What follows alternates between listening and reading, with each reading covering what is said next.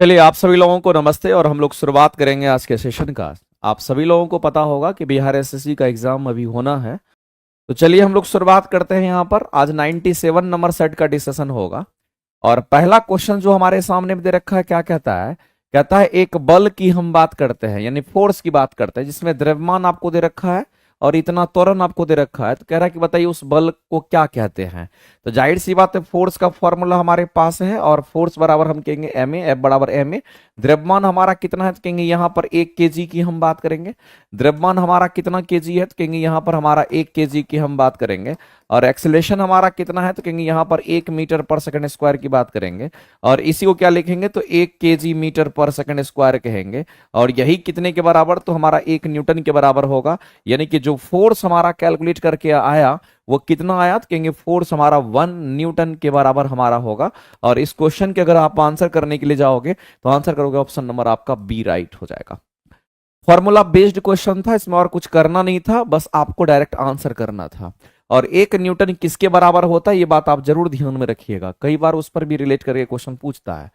आगे चलते हैं। अगला क्वेश्चन हमारे सामने में दे रखा है और कहता है कि द्रव में घर्षण को क्या कहते हैं। एक बात याद रखिएगा मेरे भाई कि जब कभी भी द्रव की बात करता है या फिर गैस की बात करता है तो द्रव और गैस के सतह के बीच जो घर्षण होता है, द्रव और गैस दोनों हो सकता है या द्रव अलग भी हो सकता है गैस अलग भी हो सकता है।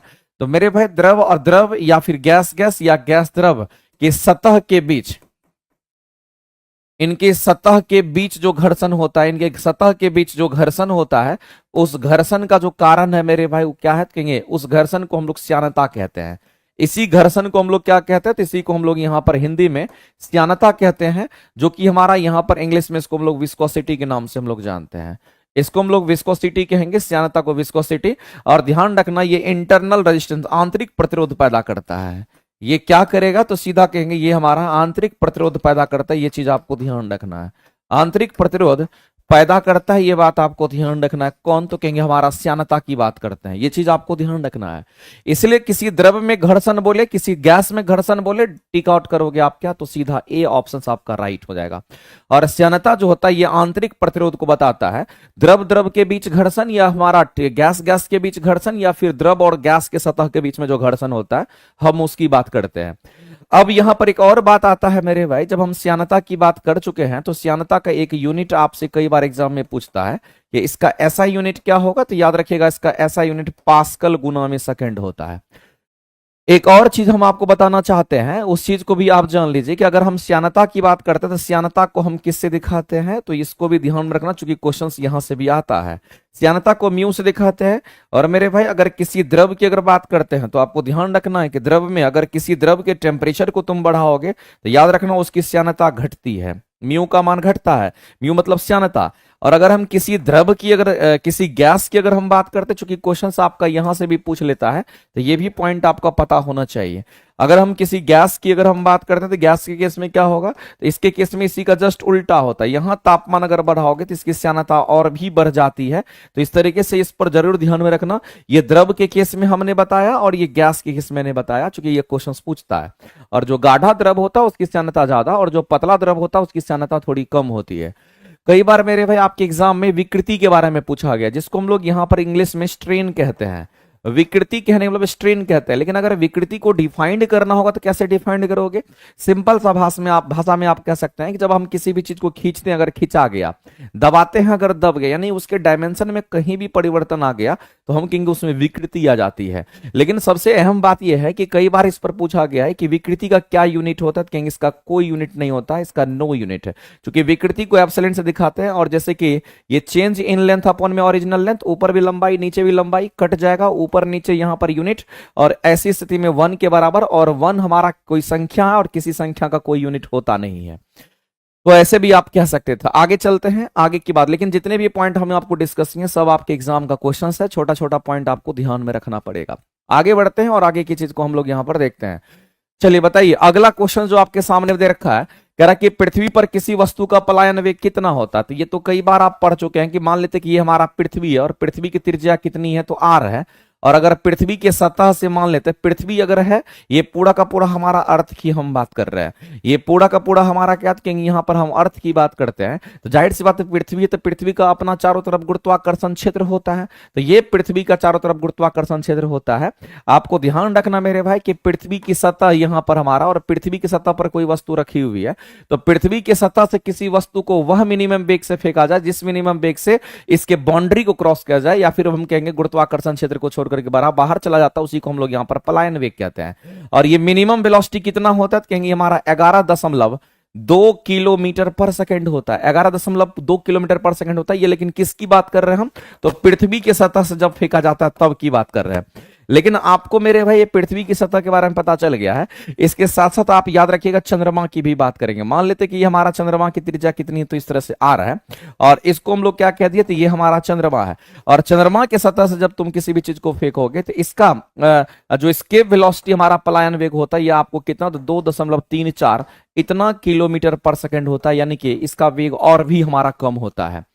तो मेरे भाई इस तरीके से हम कह सकते हैं कि पृथ्वी पर किसी वस्तु का जो पलायन वेग होगा, चंद्रमा पर उस वस्तु के पलायन वेग से क्या होगा, तो कहेंगे चंद्रमा पर उस पलायन वेग से हमारा क्या होगा, तो कहेंगे अधिक होगा, क्योंकि यहाँ 2 है, यहाँ 11 है, तो आप कहेंगे यहाँ पर हमारा पृथ्वी पर हमारा क्या होगा, ज्यादा होगा, किसके कंपेरिजन में, तो कहेंगे चंद्रमा के कंपेरिजन में। लेकिन एक बात याद रखिएगा, एस्केप वेलोसिटी का फॉर्मूला हमेशा के लिए याद रखिएगा, √2gm अपॉन में हमारा आर होता है, √2gm अपॉन में आर होता है, और इसी की वैल्यू हम लोग क्या कितना पढ़ते हैं, 11.2 किलोमीटर पर सेकंड पढ़ते हैं, जहां पर आर पृथ्वी की त्रिज्या और एम पृथ्वी का द्रव्यमान होता है, और जी जो होगा हमारा होगा कैपिटल जी, इसको हम लोग कहते हैं ग्रेविटेशनल कांस्टेंट के नाम से हम लोग जानते हैं।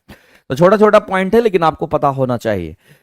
आगे चलते हैं, अगला क्वेश्चन हमारे सामने में दे रखा है, कहता है एक ठोस वस्तु की बात कर रहा है जिसका द्रव्यमान आपको 180 ग्राम और आयतन इसका 360 सेंटीमीटर क्यूब है, जिसे जल में डाला जाता है। किसमें आप डाल रहे हैं उसको, तो पानी में डाल रहे हैं। जब पानी में डालते हैं तो बताइए क्या होगा। तो मेरे भाई हम लोग क्या करेंगे, हम सभी लोग ये बात जानते हैं, एक एक बच्चा को ये बात पता होना चाहिए कि पानी का जो घनत्व हमारा होना चाहिए वो कितना होता है। तो एक डेटा याद रखिएगा हमेशा के लिए, ये हमारा 1000 केजी पर मीटर क्यूब होता है।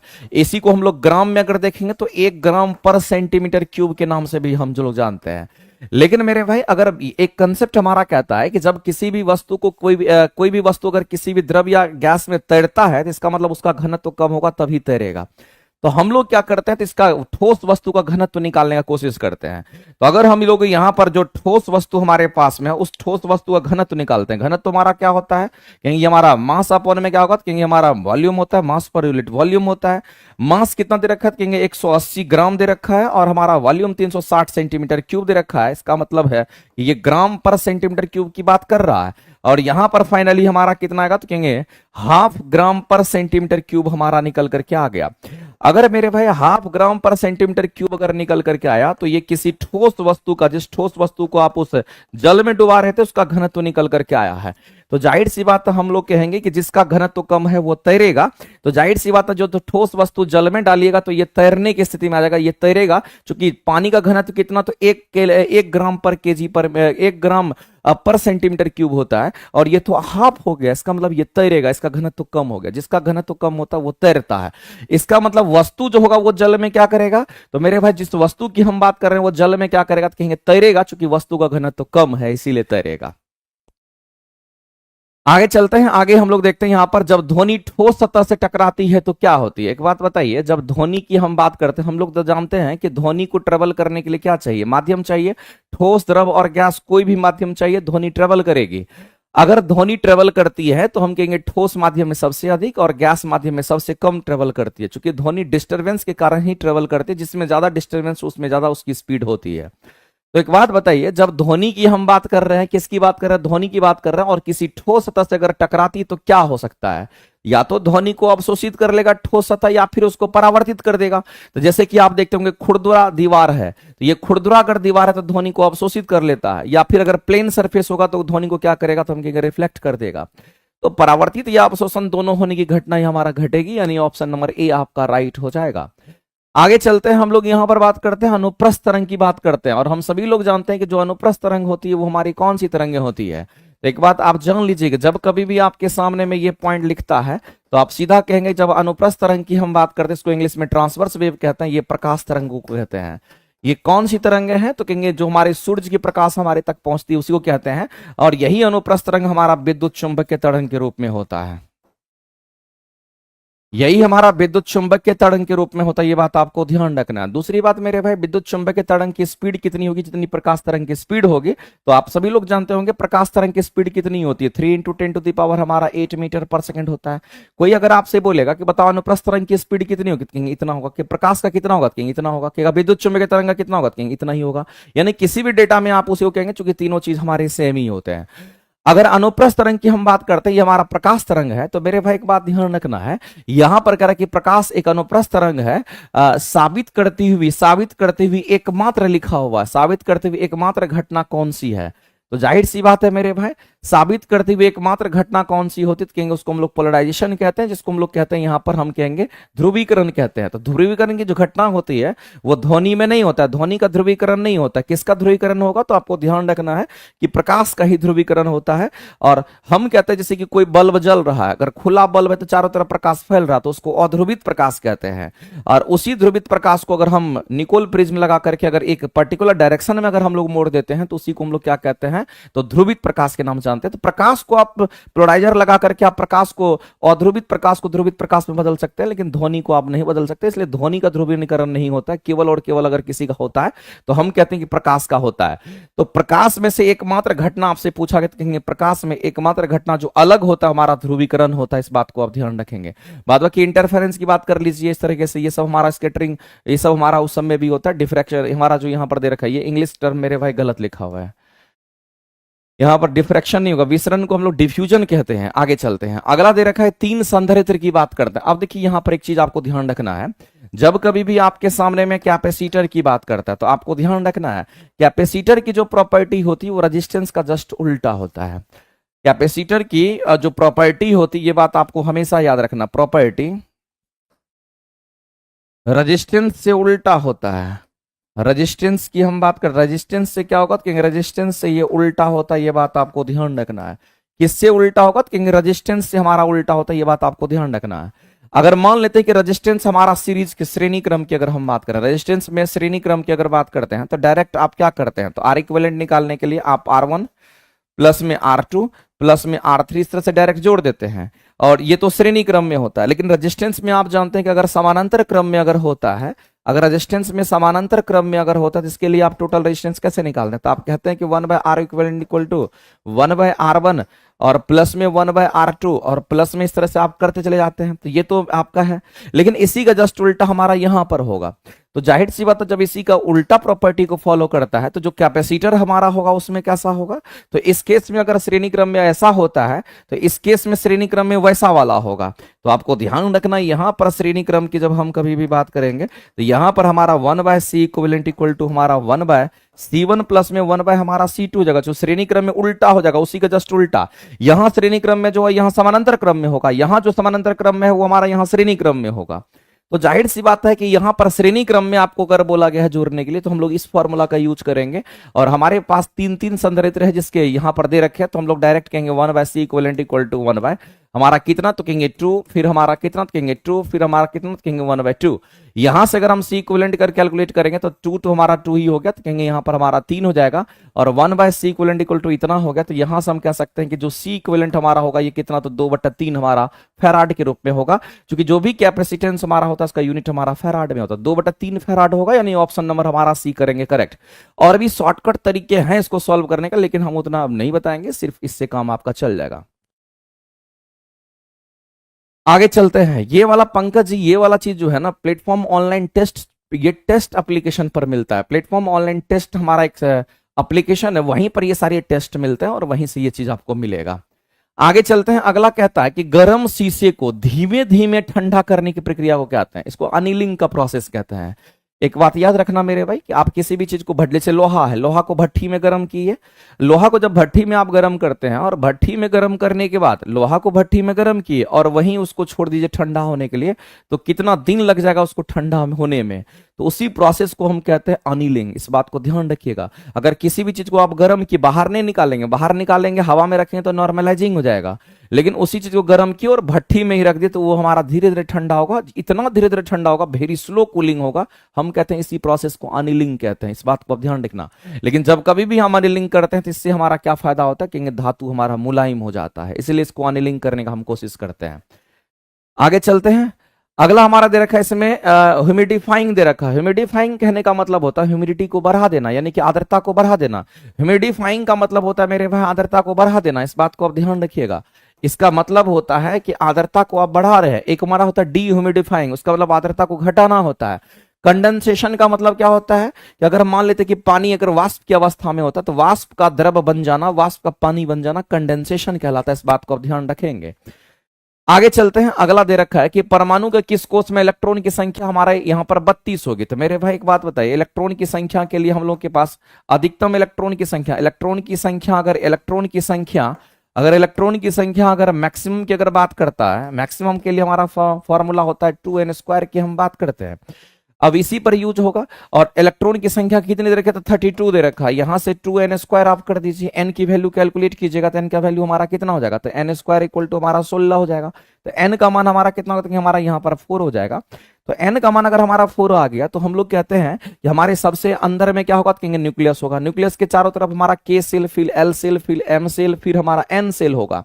यानी n का मान 1, n का मान 2, n का मान 3 और n का मान हमारा कितना कहेंगे 4 होगा। इसका मतलब ये हमारा k, फिर हमारा l, फिर हमारा m और फिर हमारा n होगा। तो लास्ट वाला जो हमारा होगा n के साथ जाएंगे। तो n का बार 4 है, n का वैल्यू अगर 4 है तो ये हमारा कैपिटल n यानी n सेल के n कक्षा में हमारा n सेल कक्षा में हमारा चला जाएगा। तो ये हमारे n सेल के हो जाएंगे एलिमेंट। तो ये हमारे n सेल के एलिमेंट होंगे, इस बात को आप ध्यान रखेंगे। तो n कहाँ है, ऑप्शन नंबर डी में है। तो option number D tick out करेंगे। तो बहुत आसान था, इसमें तो कुछ करने की जरूरत है नहीं। आगे बढ़ते हैं। आगे दे रखा है कि एल्युमिनियम की संयोजकता इतनी, देखिए ऐसे जब कभी भी कंपाउंड पूछेगा ना तो कुछ नहीं करना है। एल्युमिनियम दे रखा है ना, जिसकी संयोजकता कितनी है तो कहेंगे 3 है, उसके जस्ट नीचे लिख देंगे। उसके बाद आपको दे रखा है सल्फेट की बात करता है SO4, इसकी संयोजकता कितनी है, तो ये 2 दे रखा है, दोनों के नीचे लिख दिए, क्रॉस मल्टीप्लीकेशन करके लिख दीजिए। ऐसे क्रॉस कर दीजिए, इधर वाले को क्रॉस करके क्या लिखिएगा तो आप कहेंगे Al2 हो गया, Al2। और इधर हम क्रॉस कीजिएगा तो ये आपका क्या होगा, तो SO4 तो पहले से है लेकिन इसका होल 3 हो जाएगा, तो यही आपके कंपाउंड बनेंगे। यानी Al2SO4 होल 3 बनेगा, यानी ऑप्शन नंबर डी आपका राइट हो जाएगा। तो कभी भी मेरे भाई इस तरीके से अगर पूछेगा तो आप इस तरीके यही काम करना और इससे क्वेश्चंस के आंसर्स तुम्हारे तुरंत आ जाएंगे। ठीक है। अंगूर के रस से शराब बनाने की बात अगर कही जाती है तो हम लोग जानते हैं कि जब हम अंगूर की बात करते हैं, समझिएगा, जब हम अंगूर की बात करते हैं या फिर सेब की बात करते हैं, अंगूर सेब वगैरह में हमारा क्या कहेंगे, यहाँ पर ग्लूकोज की मात्रा होती है।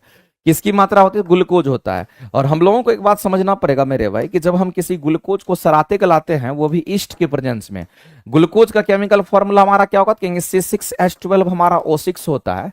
और यही C6H12O6 जो हमारा होता है, जब इसको सराते गलाते हैं, लेकिन ईस्ट के प्रेजेंस में सराते गलाते हैं। ईस्ट क्या करता है, ईस्ट कवक होता है, एक प्रकार का कवक है, इसको सराएगा गलाएगा। सराने गलाने पे मेरे भाई ये इथाइल अल्कोहल का निर्माण करता है, इसको C2H5OH का निर्माण करता है और साथ ही साथ कार्बन डाइऑक्साइड गैस को ये रिलीज करता है। तो लेकिन आपको ध्यान रखना है कि ये ईस्ट करता है, लेकिन आपको ध्यान रखना है कि यहां पर अवायवीय श्वसन होता है। यहां पर कैसा रिएक्शन होगा, तो यहां पर हमारा अवायवीय रिएक्शन होता है, इस बात को आप ध्यान रखेंगे। और अवायवीय रिएक्शन कहने वाला बिना ऑक्सीजन के, बिना ऑक्सीजन का, इस बात को ध्यान रखेंगे। यहां पर बिना ऑक्सीजन का अगर हमारा बिना ऑक्सीजन का रिएक्शन अगर हमारा होता है तो इसी को हम लोग कहते हैं अवायवीय कहते हैं, ध्यान रखेंगे। तो इस परिस्थिति में आप कहेंगे अंगूर से अगर शराब बनाते, और इस प्रोसेस को हम लोग फर्मेंटेशन कहते हैं, किण्वन विधि कहते हैं, याद रखिएगा। तो अंगूर से शराब बनाते हैं, शराब हमारा क्या कहेंगे, C2H5OH जो हमारा होता है, ये हमारा इथाइल अल्कोहल जिसको इथेनॉल कहते हैं, ये हमारा शराब होता है। तो इसमें हवा की, वायु की कोई आवश्यकता नहीं होती, इस बात को आप ध्यान रखेंगे, इसकी कोई आवश्यकता नहीं होती है। तो मेरे भाई वायु आवश्यक नहीं है, इसके लिए यही स्टेटमेंट सही होगा, क्योंकि अवायवीय रिएक्शन होगा, ये बिना ऑक्सीजन की हम बात कर रहे हैं, ये रिएक्शन हमारा होता है, लेकिन किसके प्रेजेंस में होगा, तो ईस्ट के प्रेजेंस में होता है। और दूसरी बात ध्यान रखना मेरे भाई, इस तरह के जब भी क्वेश्चन आएंगे तो आप आसानी से कर सकते हो। आगे चलते हैं, अगला क्वेश्चन हम लोग देखते हैं। अगला कहता है कि आवर्त तालिका में किसी तत्व के गुणधर्म जो होते हैं वो किस पर निर्भर करते हैं। आवर्त तालिका जो हमारा बनाया गया है वो परमाणु संख्या के बढ़ते हुए क्रम में से आया गया है, तो परमाणु संख्या के आधार पर ही होगा। तो हम लोग कहेंगे उसके परमाणु संख्या के आधार पर ही उसका क्या होगा, तो केमिकल और फिजिकल दोनों प्रॉपर्टीज होगा, इस बात को आप ध्यान रखेंगे। एक लाइन में कहानी खत्म। आगे कहता है कि धातु जो कि समुद्र जल से जो धातु निकाले जाते हैं वो हमारे कौन से होंगे, तो हमारे मैग्नीशियम होगा, ये सोडियम होगा, या मैग्नीशियम की हम बात करते हैं। निम्न में से कौन सा लेड का अयस्क है? तो सब लोग जानते होंगे कि गैलेना हमारा लेड का अयस्क माना जाता है। अगला हमारा दे रखा है यहाँ, ये क्वेश्चन थोड़ा आपका अच्छा है। अगर हम बात करते हैं यहाँ पर ग्रेफाइट की बात करते हैं, एक बात आप जान लीजिए मेरे भाई, अगर हम ग्रेफाइट की बात करते हैं तो ग्रेफाइट हमारा कार्बन का अपरूप माना जाता है। ये कार्बन का अपरूप होता है, इस बात को आप ध्यान रखना। कार्बन का अपरूप कहने का मतलब कंप्लीट कार्बन से ही हमारा बना हुआ होता है, इस बात को आप ध्यान रखेंगे।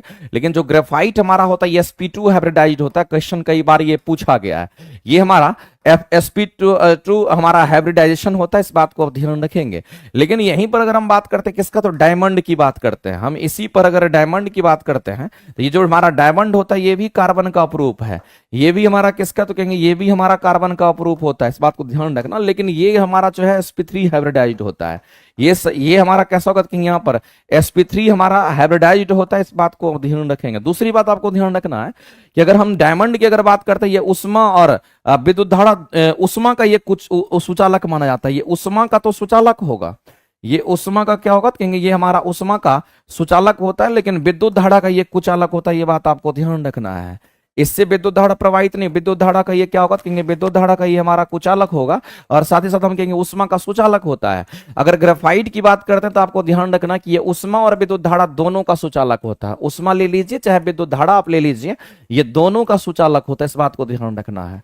ये दोनों का सुचालक होता है, ये बात मेरे भाई आपको ध्यान रखना है, ये बात आपको ध्यान रखना। और ये सबसे हार्डेस्ट मटेरियल के अंतर्गत आता है। और ध्यान रखेंगे डायमंड जो हमारा होता है, डायमंड के अंदर क्या होता है, इसकी ऊष्मीय चालकता सबसे अधिक होती है, ऊष्मा का संचरण बहुत फास्ट करता है, किसी भी चीज को फास्ट करता है। तो दोनों में अंतर क्या है, तो मेरे भाई ये एक अपरूप है। चूंकि आपसे बोला गया है कि ग्रेफाइट और डायमंड के संबंध में कौन सा कथन सही है, तो जाहिर सी बात है दोनों के दोनों अपरूप हैं, और ये दोनों हमारे पॉलीफॉर्म में भी होंगे। और तीसरी बात आपको ध्यान रखना, पॉलीफॉर्म कहने वाला बहुत सारे कार्बन से बने हुए हैं, और ये इसकी संरचना जो होती है वो क्रिस्टल स्ट्रक्चर का हमारा दोनों होता है, इसका मतलब लेकिन इसकी क्रिस्टल स्ट्रक्चर होती है वो भिन्न होती है। ये हमारा ग्रेफाइट है, ये हमारा डायमंड है। तो मेरे भाई जो डायमंड और ग्रेफाइट की बात करते थे, ये उष्मा का सुचालक विद्युत धारा का कुचालक होगा। इसमें क्या होता है कि आपको चारों इलेक्ट्रॉन जो होते हैं बॉन्ड में भाग लेते हैं, इसमें 3 इलेक्ट्रॉन बॉन्ड में भाग लेंगे, एक फ्री इलेक्ट्रॉन इसके पास होता है, और वही फ्री इलेक्ट्रॉन क्या करता है, विद्युत धारा को प्रवाहित कर देता है। इसमें विद्युत धारा प्रवाहित नहीं होता क्योंकि इसके पास फ्री इलेक्ट्रॉन नहीं होते हैं। तो दोनों का क्रिस्टल स्ट्रक्चर हमारा अलग अलग हो जाता है, दोनों भिन्न हो जाता है, ये बात आपको ध्यान रखना है। इसका मतलब तीनों के तीनों स्टेटमेंट हमारे सही हैं। जब तीनों स्टेटमेंट सही है तो हम कहेंगे उपयुक्त में से हमारा सभी यानी कि डी ऑप्शन आपका राइट हो जाएगा। दोनों के संबंध में हमारा करेक्ट क्या होगा, किंग उपयुक्त में से डी आपका राइट हो जाएगा। आगे चलते हैं। आंवला तो मेरे भाई सभी लोग जानते हैं खट्टे फल है, इसमें विटामिन सी कंसेप्ट हमारा विटामिन सी होता है, लेकिन याद रखना दूध में विटामिन सी नहीं होता है।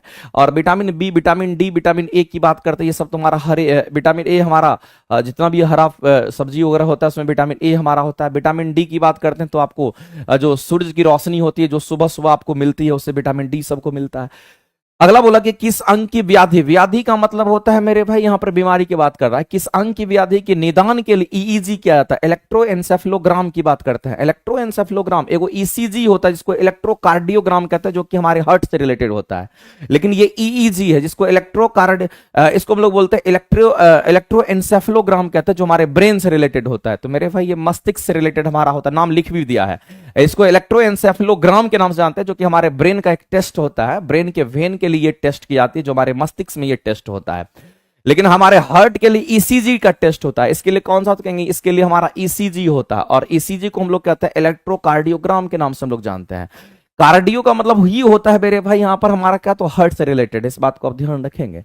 फेफड़ा में क्या होता है, कहेंगे श्वसन की क्रिया होती है, और ये तो आमाशय है, आमाशय में हम कहते हैं भोजन का पाचन, हमारा अवशोषण वगैरह होता है।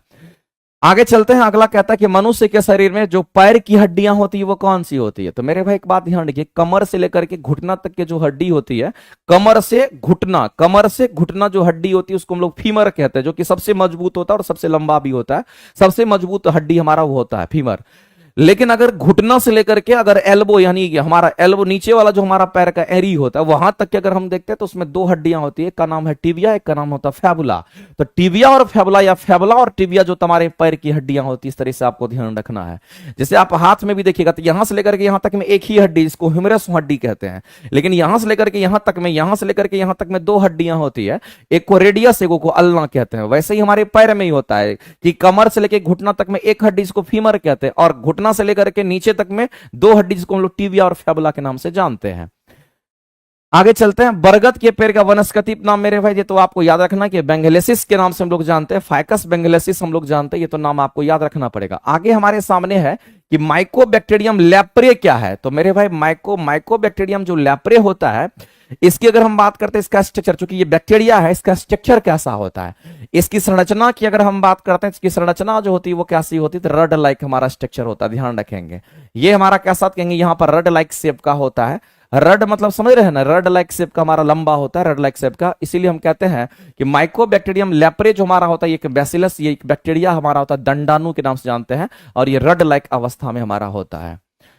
आगे चलते हैं। पीसीआर जो टेक्निक होता है, पीसीआर जो टेस्ट होता है मेरे भाई, ये किसके लिए होता है, तो कहेंगे पीसीआर टेस्ट हमारा एचआईवी के लिए होता है। एचआईवी के लिए और भी टेस्ट होता है, और टेस्ट में क्या आएगा, तो कहेंगे जैसे कि हम रीपा टेस्ट कहते हैं या फिर एलिसा टेस्ट कहते हैं। ये सब जो टेस्ट होता है, ये सब किसके लिए, तो कहेंगे एचआईवी के लिए होता है। ये बात आपको ध्यान में रखना पड़ेगा, क्योंकि कई बार ऐसे टेस्ट से रिलेटेड भी क्वेश्चन आपको पूछा गया, तो ये चीज थोड़ा सा आपको ध्यान रखना है। लेकिन अगर हम लोग यहां पर पीसीआर की बात करते हैं, इसको हम लोग पॉलीमरेज चेन रिएक्शन के नाम से जानते हैं। पॉलीमरेज चेन रिएक्शन हम लोग कहते हैं, पॉलीमरेज चेन रिएक्शन हमारा टेक्निक होता है, जिससे हम लोग एचआईवी एड्स का पता लगाते हैं। आगे मेरे भाई दे रखा है इस तरीके से आपको कि मुर्राह, मुर्राह मेरे भाई किसका, तो भैंस का, भैंस की हम बात करेंगे, ये भैंस की प्रजाति है। देखते होंगे कि मुर्राह जो होता है ये किसका, तो कहेंगे भैंस की प्रजाति होती है। और इस तरीके से इस क्वेश्चन के अगर आंसर करेंगे तो ऑप्शन नंबर हमारा कौन सा हो जाएगा, कहेंगे 129 का हमारा बी हो जाएगा। कितना नंबर क्वेश्चन है मेरे भाई, 129 नंबर क्वेश्चन। एक बार आंसर इसका चेक कर लीजिए, फिर भी 129 नंबर क्वेश्चन है, 129 का बी होगा। चूंकि भैंस, हमको मुर्रा याद आ गया, चूंकि अभी देखिए सोनपुर मेला में मुर्रा भैंस बहुत सारा देखने को मिल रहा है, इसलिए मुझे याद आ गया, तो हम कह दिए कि यहाँ पर मुर्रा जो है ये भैंस की प्रजाति होती है, तरीके से ध्यान रखना है। आगे दे रखा अगला तो बहुत आसान है, कहता है कि केंद्रक और कोशिका झिल्ली के बीच जो मौजूद जेली पदार्थ होता है, जेली पदार्थ मतलब कहने का उसके अंदर जो हमारा क्या होगा, कहेंगे कोशिका द्रव होता है, उसकी हम बात कर रहे हैं। तो कोशिका द्रव की जब हम कभी भी बात करते हैं, तो इसी कोशिका द्रव को इंग्लिश में साइटोप्लाज्म के नाम से जानते हैं। इसी को हम लोग क्या कहते हैं, साइटोप्लाज्म कहते हैं। और साइटोप्लाज्म में याद रखना है कि इसी में साइटोप्लाज्म में ग्लाइकोलिसिस की क्रियाएं होती है। इसी में क्या होगा, कहेंगे ग्लाइकोलिसिस की हम बात करते हैं, इसी में ग्लाइकोलिसिस की क्रिया होती है, और इसी में ग्लाइकोलिसिस की क्रिया होती है। एक लाइन में आपको ध्यान रखना है। और दूसरी बात आपको ध्यान रखना है कि ग्लाइकोलिसिस हमारा कौन सी क्रिया होती है, जिसमें ग्लूकोज टूटने की जो घटना होती है उसी को ग्लाइकोलिसिस कहते हैं। तो ग्लूकोज का मेरे भाई, ग्लूकोज का क्या, तो कहेंगे ग्लूकोज का यहाँ पर टूटना हमारा ग्लाइकोलिसिस कहलाता है। ये बात आपको ध्यान रखना, जो कि हमारे साइटोप्लाज्म में होता है। और हमारे साइटोप्लाज्म में 2 एटीपी ऊर्जा का निर्माण होता है। कितना एटीपी, तो 2 एटीपी ऊर्जा का निर्माण होता है। कहां पर, तो हम लोग सीधा कहेंगे हमारे साइटोप्लाज्म में होता है। इस बात को आप ध्यान रखेंगे। तो चलिए आज का जो डिस्कशन है वो आपका यहीं पर हो गया एंड। तो इस तरीके से मेरे भाई, और एक चीज याद रखना, साइटोप्लाज्म में हमारा होता है प्लांट सेल रहे या फिर एनिमल सेल रहे, दोनों में, प्लांट सेल और एनिमल सेल दोनों में ये पाया जाता है। और दोनों जगह पर क्या होता है, कहेंगे 2 एटीपी ऊर्जा का निर्माण होता है, और दोनों में ग्लाइकोलिसिस का प्रोसेस होता है, जिसमें ग्लूकोज टूटता है। ये बात आपको फाइनली याद रखना है। और इस तरीके से आज का जो डिस्कशन है वो आपका यहीं पर एंड होता है। मिलते हैं अगले डिस्कशन में। बहुत बहुत धन्यवाद, ठीक है। और इसी तरीके से आप लोग लगातार लगे रहिए, लगातार कंटिन्यूस तैयारी करते रहिए, और आपकी तैयारी बहुत अच्छी हो जाएगी, ठीक है। Thank you very much. लेकिन सभी लोग एक बार सेशन को जरूर लाइक कर दीजिए, और फिर मिलते हैं हम लोग फिर अगले सेशन में। बहुत बहुत धन्यवाद। सभी को गुड इवनिंग, गुड इवनिंग। क्या हाल चाल, ठीक ठाक? चलिए, नीरज का आ गया है, सभी बच्चे का गुड इवनिंग आ रहा है, बहुत बढ़िया। ध्यान से सुनिएगा बच्चे, मैथ्स के प्रश्नों को आज स्टार्ट कर रहे हैं, ध्यान से सुनोगे। सेट नंबर आपका कितना है, तो 97 है। बीएसएससी का 97 नंबर प्रश्न। पहला प्रश्न बोला गया है बच्चे कि वह छोटी से छोटी संख्या ज्ञात कीजिए जो कि इतना में, जो कि भाग दोगे आप, क्या करोगे, बोला गया इतना में से घटाने पर 8 से विभाजित हो जाए। मेरे प्यारे मित्र, 8 का विभाज्यता का नियम होता है, क्या होता है बच्चे, 8 का विभाज्यता का नियम होता है अंतिम का 3 अंक होता है। ध्यान से समझना है, 8 का विभाज्यता का नियम होता है अंतिम का 3 अंक अगर 8 से भाग लग जाए तो पूरी संख्या में भाग लग जाएगा, लेकिन जो बच जाएगा उसी को हम घटा देंगे, वही हमारा क्या होगा, आंसर होगा, वही हमारा क्या होगा। अच्छा, मेरा भी नाम लीजिए। डायमंड विराट बोल रहे हैं, विराटियन बोल रहे हैं कि सर मेरा भी नाम लीजिए। सभी का नाम ले लेते हैं। पंकज गुप्ता का भी जी गुड इवनिंग। और किन्हीं बच्चे का नाम लेना है क्या? आइए भाई साहब, अब बताओगे 8 का विभाज्यता का नियम होता है अंतिम का 3 अंक। बताओगे 8 चौके 32, अब रिमाइंडर हमारा 6 बच गया, तो यही हमारा डिस्टर्ब हो रहा है। इसी को हमने हटा देंगे, घटा देना। हटा देना मतलब घटा देना, अगर घटा दोगे तो पूरा पूरा 8 से भाग लग जाएगा, तो हमारी आंसर क्या होगा, यही हमारा 6 होगा। चलिए आगे की ओर बढ़ते हैं। बोला गया है केले का मूल्य x रुपया प्रति किलोग्राम है, मतलब x रुपया में 1 केजी आप केला खरीद रहे हैं। और बोला गया सेब जो है प्रति किलोग्राम 5, बोला गया है जो सेब का जो कीमत है प्रति किलोग्राम केले से 5 रुपया अधिक है। मतलब अगर बनाना की हमारे x रुपया प्रति किलोग्राम दाम है तो एप्पल का जो होगा 5 रुपया अधिक होगा, x + 5 होगा। मेरे प्यारे मित्र 5 किलो सेब और 3 किलो केला लेते हैं तो एक किलो केला तो सॉरी प्रति किलो केले का मूल्य x रुपये प्रति किलो है। केला भी किलो में मिल रहा है भाई साहब, अच्छी बात है। तो केला 3 किलोग्राम लिए हैं तो 3x दाम हो जाएगा। और आप सेब 5 किलोग्राम लिए हैं तो 5 से अगर इसमें गुना करते हो तो 5x प्लस में 25 इसमें भी गुना होगा। और सभी को जोड़ोगे तो 5 3 8x प्लस में 25, तो टोटल मूल्य कितना हो जाएगा 8x plus 25। 8x plus 25 answer क्या हो जाएगा डी होगा। आंसर क्या होगा डी होगा। चलिए बच्चे आगे बढ़ते हैं। बोला गया है आदित्य अकेले एक कार्य को 8 दिनों में पूरा कर सकता है। और बोला गया है भगवान अकेले उसी काम को 12 दिनों में पूरा कर सकते हैं। उन्होंने एक साथ काम करना स्टार्ट किया, लेकिन आदित्य बोला जाता है कि काम को पूरा होने से 3 दिन पहले कार्य छोड़ना पड़ता है। कार्य कितने दिनों में पूरा होगा? मेरे प्यारे मित्र इसमें टोटल वर्क सबसे पहले आप लिखोगे आदित्य और भगवान, बताओगे 8 दिनों में, और भगवान जो है 12 दिनों में करने की प्रयास पूरा का काम कर देगा। तो 8 और 12 दिनों में, ये 8 दिनों में करता है, ये 12 दिनों में करता है। कुछ ना कुछ काम होगा, कुछ भी मान लो, लेकिन हमने ये और 8 और 12 का एलसीएम कितना 24 काम मानते हैं। तो अगर टोटल काम 24 हुआ हमारा, तो एक बात आप मुझे बताने की प्रयास करोगे, टोटल काम अगर 24 हुआ तो आदित्य 8 दिनों में 24 काम करता है, तो एक दिनों में क्या करेगा 3 काम करेगा, ये इफिशियंसी हुआ। ये 12 दिनों में 24 काम करता है तो एक दिनों में 2 काम हुआ। ठीक है बच्चे, अब बोला जाता है कि आदित्य जो है कार्य पूरा होने से 3 दिन पहले कार्य को छोड़ दिया। देखो इस टाइप का प्रश्न अगर पहले कार्य छोड़े बाद में कार्य छोड़े, जैसे बन गया, खाना खाने के बाद वो चला जाए, कोई व्यक्ति, एकदम लॉजिकली समझोगे कि कोई व्यक्ति आपके घर आया और खाना खाने के बाद चले जाए तो कोई बात नहीं, खाना खिलाओ भिजा दो। लेकिन बोला खाना खाने के 3 मिनट पहले चला गया, मतलब खाना बन रहा था और वो कह रहा है 3 मिनट पहले हम चले जाएंगे। बोले खाना खा के जाना, मतलब रुको, अभी खाना बना नहीं, 3 मिनट और रुको। तो बोल रहा है कि 3 दिन पहले चला जाएगा आदित्य। क्यों जाओगे भाई साहब, रोक लो उसको, ये बनाने का तरीका है। तो रोकना, आदित्य एक दिन में 3 काम करता है तो 3 दिन और रोकोगे तो 3 तिया 9 काम हमारा बढ़ जाएगा। मतलब पहले 24 काम टोटल था, आज 9 काम बढ़ गया, तो 24 और 9 कितना होता 33 काम। टोटल काम 33 हो गया। अब इसी 33 को काम आदित्य और भगवान दोनों मिलकर करेगा, मतलब 5 के स्पीड से करेगा। 6 पंचे 30, 3 बच गया, ऊपर जाएगा तो 6.3/5 दिन। आंसर क्या होगा बी होगा। मेरे प्यारे मित्र आगे बढ़ते हैं। बोला गया है, ध्यान से सुनना है कि टोटल जो है ऑर्डरों की संख्या जो है कितना है 90 है। कितना है बच्चे 90 है। बोला गया फरवरी में दिए गए ऑर्डर की संख्या नवंबर में दिए गए ऑर्डर की संख्या से 24 अधिक है। तो नवंबर में 20% ऑर्डर किया गया है, तो 90 का 20% अगर नवंबर में ऑर्डर किया गया है तो 9 दूनी 18 ऑर्डर हुआ है। और बोला गया फरवरी में इससे 24 अधिक है, तो 24 जोड़ दोगे 8 4 12, 3 और 1 4, टोटल फरवरी में हमारा जो हुआ है वो कितना ऑर्डर हुआ है तो 42 ऑर्डर हुआ। पूछा गया फरवरी का ही पूछा गया, किसका पूछा गया है फरवरी का ही पूछा गया है। तो फरवरी का कितना ऑर्डर हुआ है 42 ऑर्डर हुआ है। फरवरी का कितना हुआ है 42 ऑर्डर हुआ है। एग्जाम के बारे में क्या बताए भाई साहब, आप लोग भी परेशान हैं, हम लोग भी परेशान हैं। लगभग 1 साल से लगातार मुझे लगता है कि डिस्कशन हम करा रहे हैं बीएसएससी का। अब 97 सेट हो गया है, 97। कई शनिवार संडे तो बंद भी रहा पूजा के कारण। तो आप 1 साल से लगभग फॉर्म भराए हुए 1 साल कई महीनों हो गया है, अभी तक एग्जाम नहीं हुआ है, तो अब क्या कर सकते हैं। लेकिन हाँ ग्रेजुएट लेवल का भी वैकेंसी बीएसएससी में आ रही है, ये सूचना है हमारे पास। एग्जाम का कोई अता पता नहीं है, लेकिन जल्द ही होगा।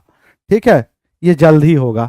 आ जाओ बच्चे, बोला गया P और Q का लघुत्तम R है, और बोला गया P² Q और P² Q का लघुत्तम क्या होगा। सबसे पहले P² Q और P² Q, इसकी एलसीएम लोगे तो कॉमन क्या होगा। तो सर जी कॉमन यहां से PQ कॉमन दिख रहा है, यहां से P बच गया और यहां से क्या बच गया Q 2 बार था, ये बच गया। आप जानते हैं ये दोनों की एलसीएम कितना था तो R था। तो यहाँ पे इसकी एलसीएम आर हो जाएगा। अब ये सब क्या हो जाएगा, सबको गुना कर देंगे, पी क्यू आर। आंसर क्या हो जाएगा, पी क्यू आर। आगे बढ़ते हैं, बोला गया मनीषा 3/2 घंटे में 56 किलोमीटर चल सकती है। मतलब चाल से एक निश्चित दूरी जाती था। कितना दूरी गई है मनीषा कितना दूरी गई है, नीरज बताओ मनीषा जो है कितना दूरी गई है। और बच्चे जो भी बच्चे हैं सबसे पहले बताओ दूरी। सर पहले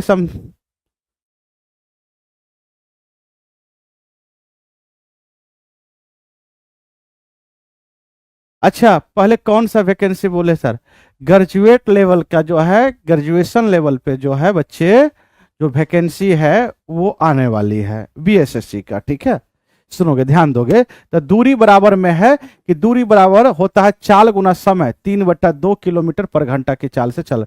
ये कटेगा तो कितना होगा, 28 दूनी 56, 28 3 84, 84 किलोमीटर मनीषा गई है। बोला गया अब वह दूरी को वो 7 घंटे में तय करना चाहती है, तो बताओगे उसकी चाल क्या होगा। तो चाल बराबर में होता है दूरी बटा समय, दूरी ये है और समय ये, 12 7 84, कितना हो जाएगा 12। आंसर क्या होगा, तो सी होगा। आगे बढ़ते हैं, अब बताओगे ये सिंपल सी प्रश्न है, ये दोनों को जोड़ दो तो 0 5 3 8 पर बार हो जाएगा, और जब बार हटता है तो बट्टा में 9 आता है, 8/9। ठीक है, एक अंकों पे है तो 1 9 होगा, 2 अंकों पे रहेगा 2 9। एक बात बताओगे, बोला गया एक बैग में 33 से 92 के बीच में संख्या वाले कुछ कार्ड भरे हुए हैं। यदि बैग में से एक कार्ड निकाला जाता है तो निकाले गए कार्डों पर मौजूद संख्या की पूर्ण वर्ग होने की क्या प्रायिकता है। मेरे प्यारे मित्र पूर्ण वर्ग कैसे होगा, तो पूर्ण वर्ग होता है जैसे 25 होता है, 16 होता है, ये सब पूर्ण वर्ग है। तो 33 और 92 के बीच में जाना है। तो मेरे प्यारे मित्र 33 और 92 के बीच में जाना है तो कितने पूर्ण वर्ग होंगे, तो आप मुझे बताने के प्रयास करोगे। तो 33 और 92 के बीच में, तो सबसे पहले 33 तो नहीं हुआ, 34 35 36, 36, फिर 7 का स्क्वायर 49, उसके बाद क्या होगा, फिर 7 का स्क्वायर 49 हो गया, फिर 8 का स्क्वायर 64, 9 का स्क्वायर 81, उसके बाद 100 नहीं होगा। यही 4 संख्या है जो कि पूर्ण वर्ग है। तो टोटल कितने संख्या में से, तो 92 में से 33 घटा दो, कितना होगा सर जी, तो ये हो जाएगा 12 में से 3 जाएगा तो होगा कितना होगा, तो सर 9 3 12 होता है।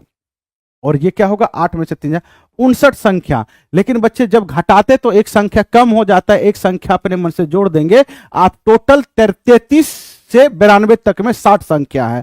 तो 60 में पूर्ण वर्ग कितने हैं, तो 4 है। कहां से, तो 60। आप प्रोबेबिलिटी कैसे निकालते हैं, तो नंबर ऑफ इवेंट बटा नंबर ऑफ सैंपल स्पेस।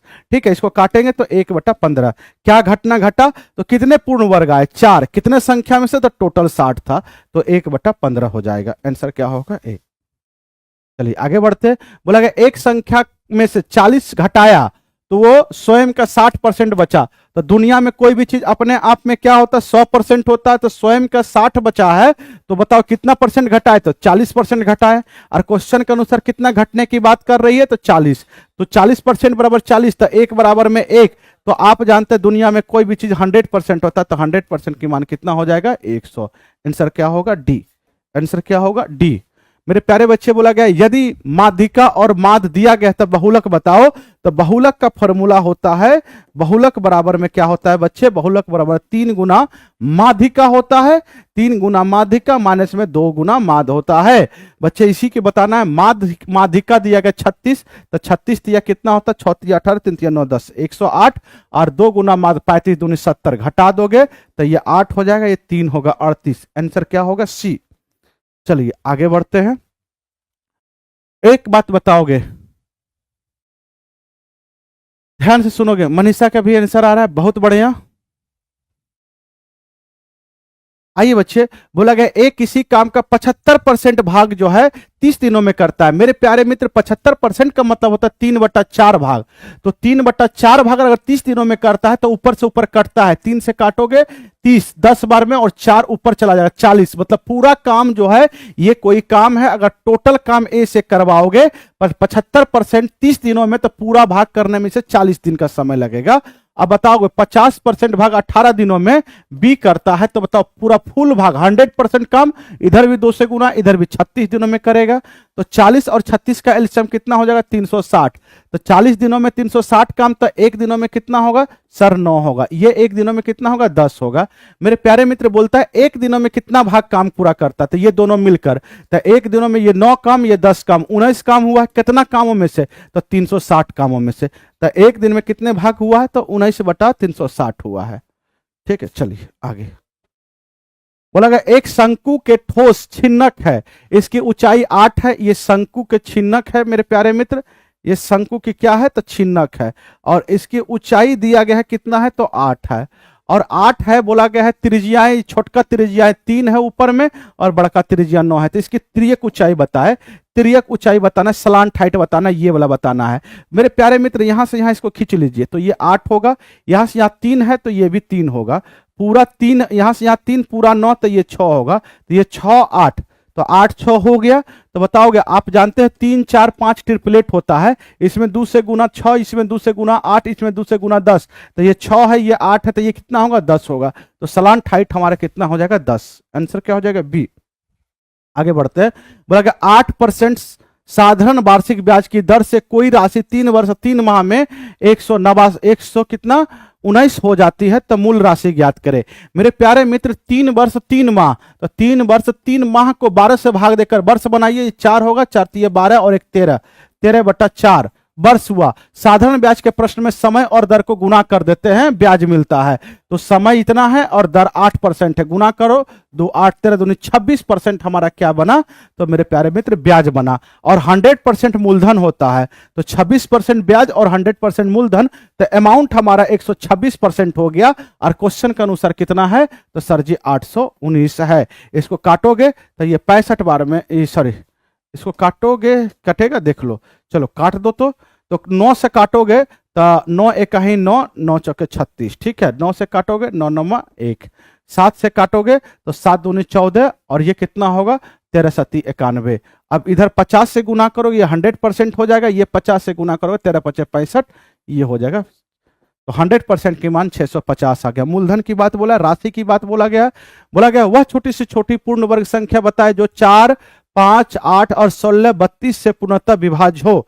मेरे प्यारे मित्र, तो एक बात बताओगे, 4 5 16 32 की एलसीएम जब निकालोगे ना आप, तो एलसीएम हो जाएगा 0 5 दूनी 10, 5 तिया 15 1 16, ये हो जाएगा 160 होगा। तो 160 ये पूर्ण वर्ग नहीं है, ये छोटी सी छोटी संख्या है जो कि 4 5 8 16 32 से भाग दोगे तो भाग लगेगा, सभी संख्या से भाग लगेगा। क्या होगा, तो सभी संख्या से भाग लगेगा। लेकिन पूर्ण वर्ग खोजना है, तो पूर्ण वर्ग खोजना है तो क्या करना है, तो सबसे पहले आप बताओगे ये जो 16 गुना 10 160 होता है, तो ये जो पूर्ण वर्ग 16 एक पूर्ण वर्ग है, लेकिन 10 एक पूर्ण वर्ग नहीं है। जो 16 है इसको काट दीजिए और जो बच गया इसको इसमें गुना कर दीजिए, यही हमारा आंसर होगा।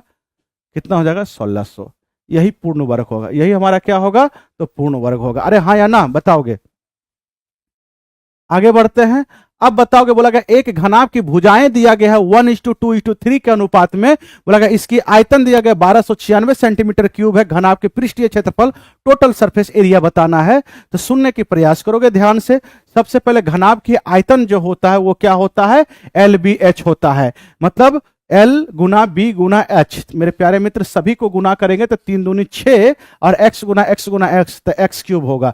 कभी भी रेशियो में अगर गुना करने की बात आए तो जरूर कुछ ना कुछ वेरिएबल को मान लोगे, नहीं तो क्वेश्चन गलत हो जाती है। क्या होता है, तो गलत हो जाता है। ये 3x² हो गया और हमारा आयतन कितना है, तो 1296 है। मेरे प्यारे मित्र 6 से कटेगा, 6 दूनी 12, 6 1 1, 6 6 36, x क्यूब की मान 216, तो x की मान कितना हो जाएगा 6 हो जाएगा। तो ये 6 आ गया। तो पहली लंबाई हमारा हो गया 6, चौड़ाई 2x है तो 12 हो जाएगा, ऊंचाई 6 18। बोलेगा टोटल सरफेस एरिया पृष्ठीय क्षेत्रफल, घनाभ की सरफेस एरिया पूछा है तो पृष्ठीय क्षेत्रफल होगा। टोटल सरफेस एरिया आप जानते हैं क्या होता है, 2 इंटू LB प्लस में BH प्लस में HL होता है। तो एक बात बताओ, 2 इंटू LB 12 छक 72 हो जाएगा, प्लस में BH 18 गुना 12 करोगे तो कितना हो जाएगा, 18 दूनी 36 और 18 और 3 21 216, प्लस में 18 5 90 18 छक 78 से 108। अब देख लोगे यही लग रहा होगा, ठीक है। तो 8 6 14, ठीक है, सॉरी 8 6 14 2, 8 6 14 2 16, ठीक है, 7 1 8 7 एक 8, 8 एक 9 होगा। ठीक है, अब ये जोड़ोगे 9, 3 हो जाएगा, गुना में 2 हो, गुना में कितना है 2, गुना करोगे 6 दूनी 12, 9 दूनी 18, एक 19 और 3 दूनी 6, 6 एक 7, 792। आंसर क्या हो जाएगा बी। आंसर क्या होगा बच्चे, बी हो जाएगा। देख लो 67 का आंसर क्या होगा, तो बी होगा। 67 का आंसर क्या होगा, तो बी होगा।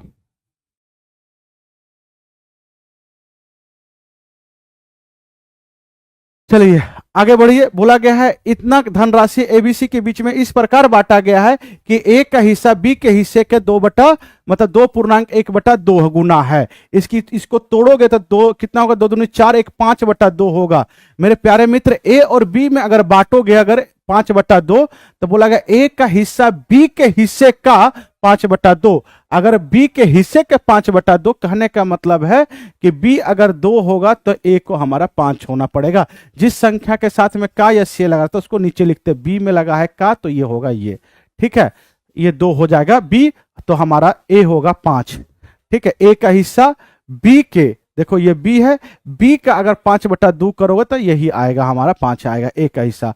बोला बी के हिस्से का सी के हिस्से का 1/1/5 गुना, इसको तोड़ोगे 5 एक 6/5, तो यहां से बी और सी का आ जाएगा। सी का नीचे वाला 5 होगा तो बी का हमारा 6 होगा। यहां से 6 करने के लिए इसमें 3 से गुना, इसमें भी 3 से गुना, ये हमारा क्या हो जाएगा, ए बी सी आ जाएगा। ये 15, ये 6 और ये हमारा 5। बोला गया है बी का हिस्से ज्ञात करना 6 कितना में से, तो बी का हिस्सा 29, ये तो जानते हो आप, 6 निकालना है कितना में से, 26 में से। अब इसको काट लोगे, काटने के बाद बच्चे बताओगे ये कितना हो जाएगा। अगर इसको काटते हो तो ये 3 होगा और ये 13 होगा।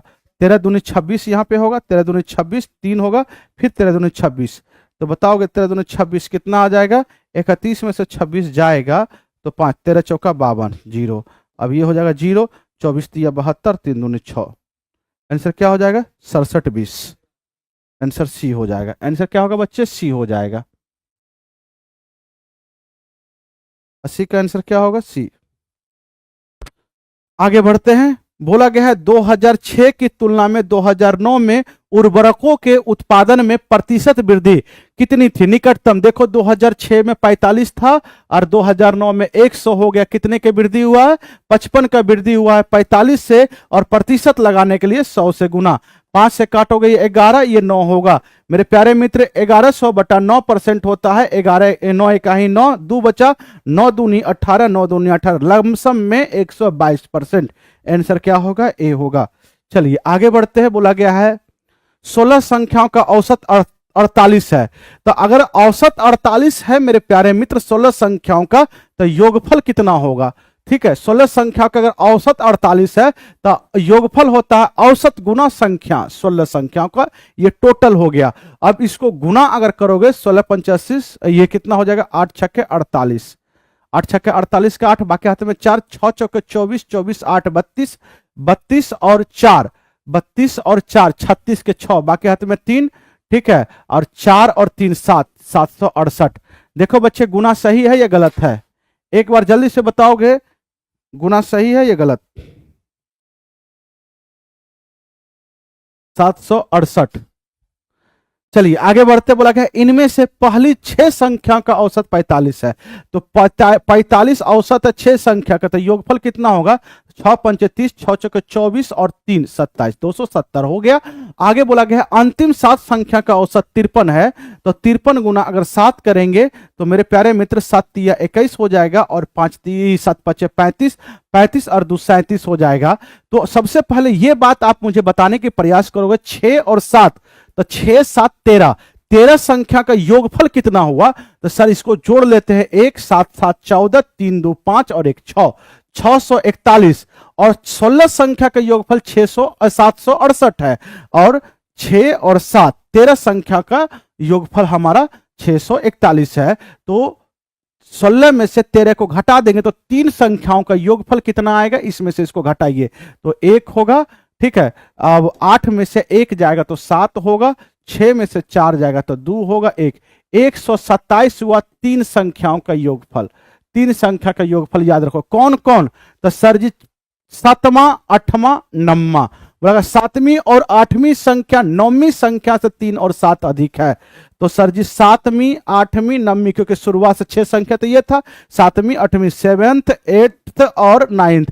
बोला गया है 7वीं 8वीं संख्या जो है 9वीं से, 9वीं संख्या अगर x होगा इससे 3 अधिक और इससे 7 अधिक, इससे 8वीं संख्या 7 अधिक है। तो टोटल योगफल यहां से देख रहे हैं कितना हो रहा है 3x प्लस में 10 और यहां से है 127। ये घटा दोगे तो 3x बराबर में हो जाएगा 120। तो x की मान कितना हो जाएगा 80, सॉरी 4 तिया 12 40, कितना हो जाएगा 40।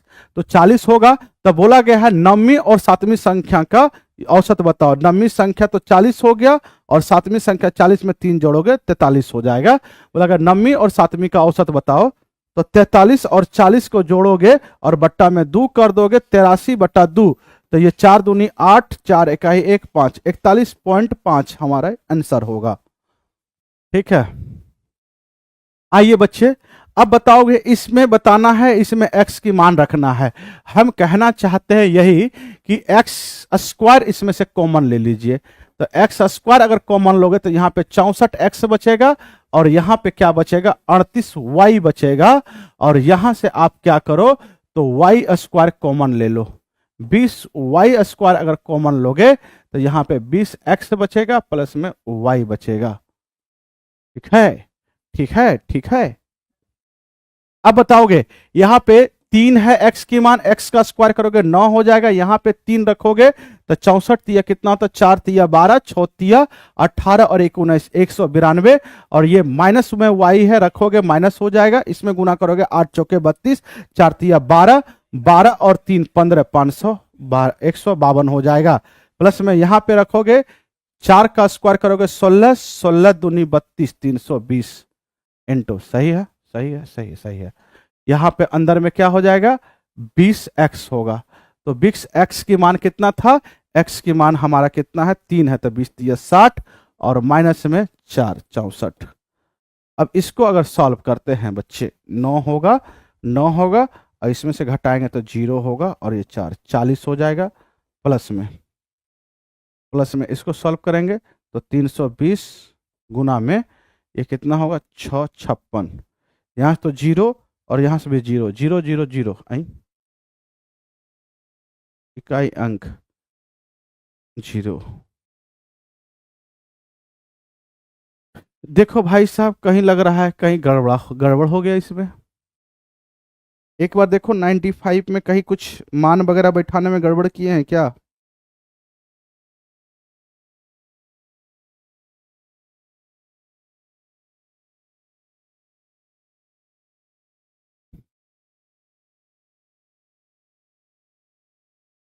बिल्कुल बिल्कुल बिल्कुल बिल्कुल, देखो यहीं पे ये 20 कहां से आया भाई साहब, सब कुछ सही है। ये 20 कहां से आ गया, 20 की जगह पे ये कुछ नहीं होगा, वाई स्क्वायर होगा। वाई की मान 4, 4 का स्क्वायर कितना हो जाएगा 16, ये 16 और ये हो जाएगा कितना 56। ये 6 छक्के 36, 6 इकाई अंक कितना होगा 6, सब जगह 6 है। 9 चौके 36, 360 प्लस में ये हो जाएगा 16 पंचे 80, 16 पंचे 16 छक 96 और 16 पंचे 80, 80 ये 6 होगा, 9 6 15 हो जाएगा, 8 3 11, 11 1 12, 1256। आंसर क्या होगा डी। 95 का आंसर क्या होगा तो डी।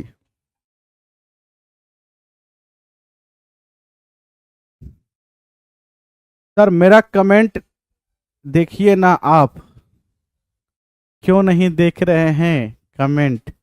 हाँ बिल्कुल बोलिए, आपका कमेंट देख रहे हैं। सर आपका मैथ का कॉन्सेप्ट हमको बहुत अच्छा लगता है, आप मेरे कमेंट देख। अच्छा अच्छा, बिल्कुल बिल्कुल, कमेंट हम आपका पढ़ रहे हैं।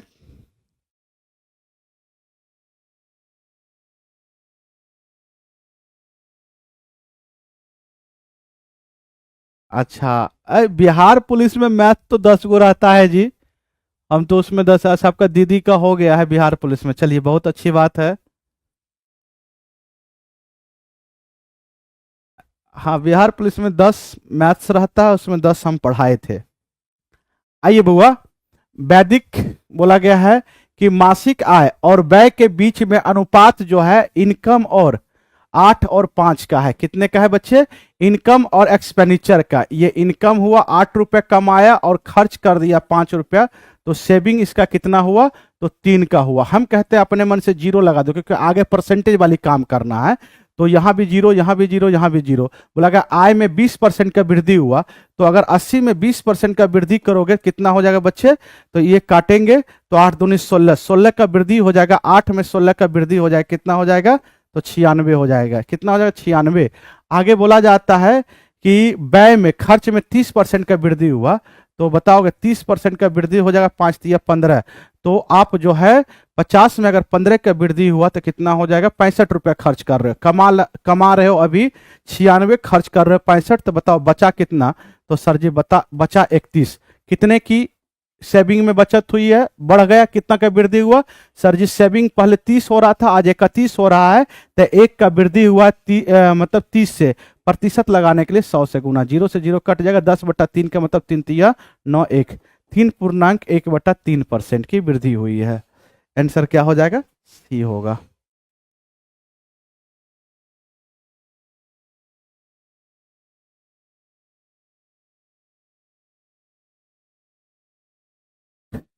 मेरा नाम बच्चे लिखा होगा, मेरा नाम है, सर जी अपना नाम बताइए। अच्छा, मेरा नाम अभी तक नहीं जान रहे? देख लो भाई साहब। आइए बच्चे, बोला गया है एक बैग में लाल, हरे, नीले पेन है और इसकी अनुपात दिया गया है और बैग में कुल टोटल 320 पेन है। इसको जोड़ोगे तो टोटल कितना होगा? 7, 4, 11 और 9। टोटल हमारे अनुसार 20 हुआ, क्वेश्चन के अनुसार 320 है, 1 बराबर में 16 हो जाएगा। तो पूछा जा रहा है बच्चे क्या कि कितने पेन लाल थे? तो लाल पेन पहला था 7, तो 7 की मान हो जाएगा 16 सत्ती 112 पेन हमारा लाल था। ठीक है, चलिए आगे बताते हैं। ये बताओगे बच्चे, बोला गया मोहन 8% वार्षिक साधारण ब्याज की दर से 2,20,000 की राशि उधार लेता है। पहले वर्ष के अंत में वह मूलधन के एवज में, जो मूलधन रहता है, मूलधन को ही उसने लौटा दिया, 27,600 लौटा देता है। यदि दूसरे वर्ष के अंत में पहले वर्ष की ब्याज सहित पूरी राशि लौटाना चाहता है तो दूसरे वर्ष के अंत में लौटाई गई राशि क्या होगा? सबसे पहले बताओगे 2,22,000 जो पैसा इसका रहा, 1 साल तो रहा, तो रेट ऑफ इंटरेस्ट 8% है। तो मेरे प्यारे मित्र, ब्याज हमारा क्या बना होगा? तो ब्याज हमारा देख लो क्या बना होगा, 0, 0, 8 दूनी 16। अरे भाई साहब कितना पैसा लगा दिए हम। बताओगे ये कितना हो जाएगा? 8 दूनी 16, 1 17, तो 17,600 का ब्याज बना। हमारा जो पैसा जो हम कर्ज लिए थे 2,20,000 लिए थे। कितना ले? 2,20,000, जिसमें से कि हमने इसको लौटा दिया है कितना? 27,600। 27,600 लौटा दिया, तो बचा पैसा हमारे पास कितना? तो ये हो गया 4 हो गया, ये हो गया 9 में से 7 जाएगा तो 2 हो जाएगा, और ये 11 में से 2 जाएगा तो 9, 19,000 कितना है? 1,92,400। इतना पैसा बचा है, इतना पैसा बचा हुआ है, और इस पैसा को 1 साल अभी और रखना है। तो 8% की दर से कितना ब्याज बनाएगा? 00 से 00 कट गया, तो 8 चौके 32, ठीक है, और 8 दूनी 16 और 3 19 हो जाएगा, और 9 8 72, 72 और 1 73 हो जाएगा, और 8 और 7 कितना होगा? 15। तो 15,339 रुपया, मतलब 392 रुपया अभी भी ब्याज बना। तो वर्ष के अंत में, दूसरे वर्ष के अंत में कितना पैसा देना है?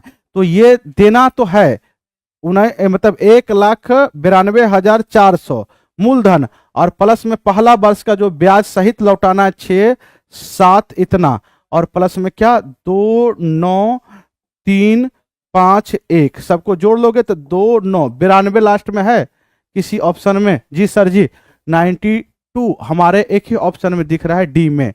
तो 25 का 100 कितना? 125 का आंसर क्या हो जाएगा? डी।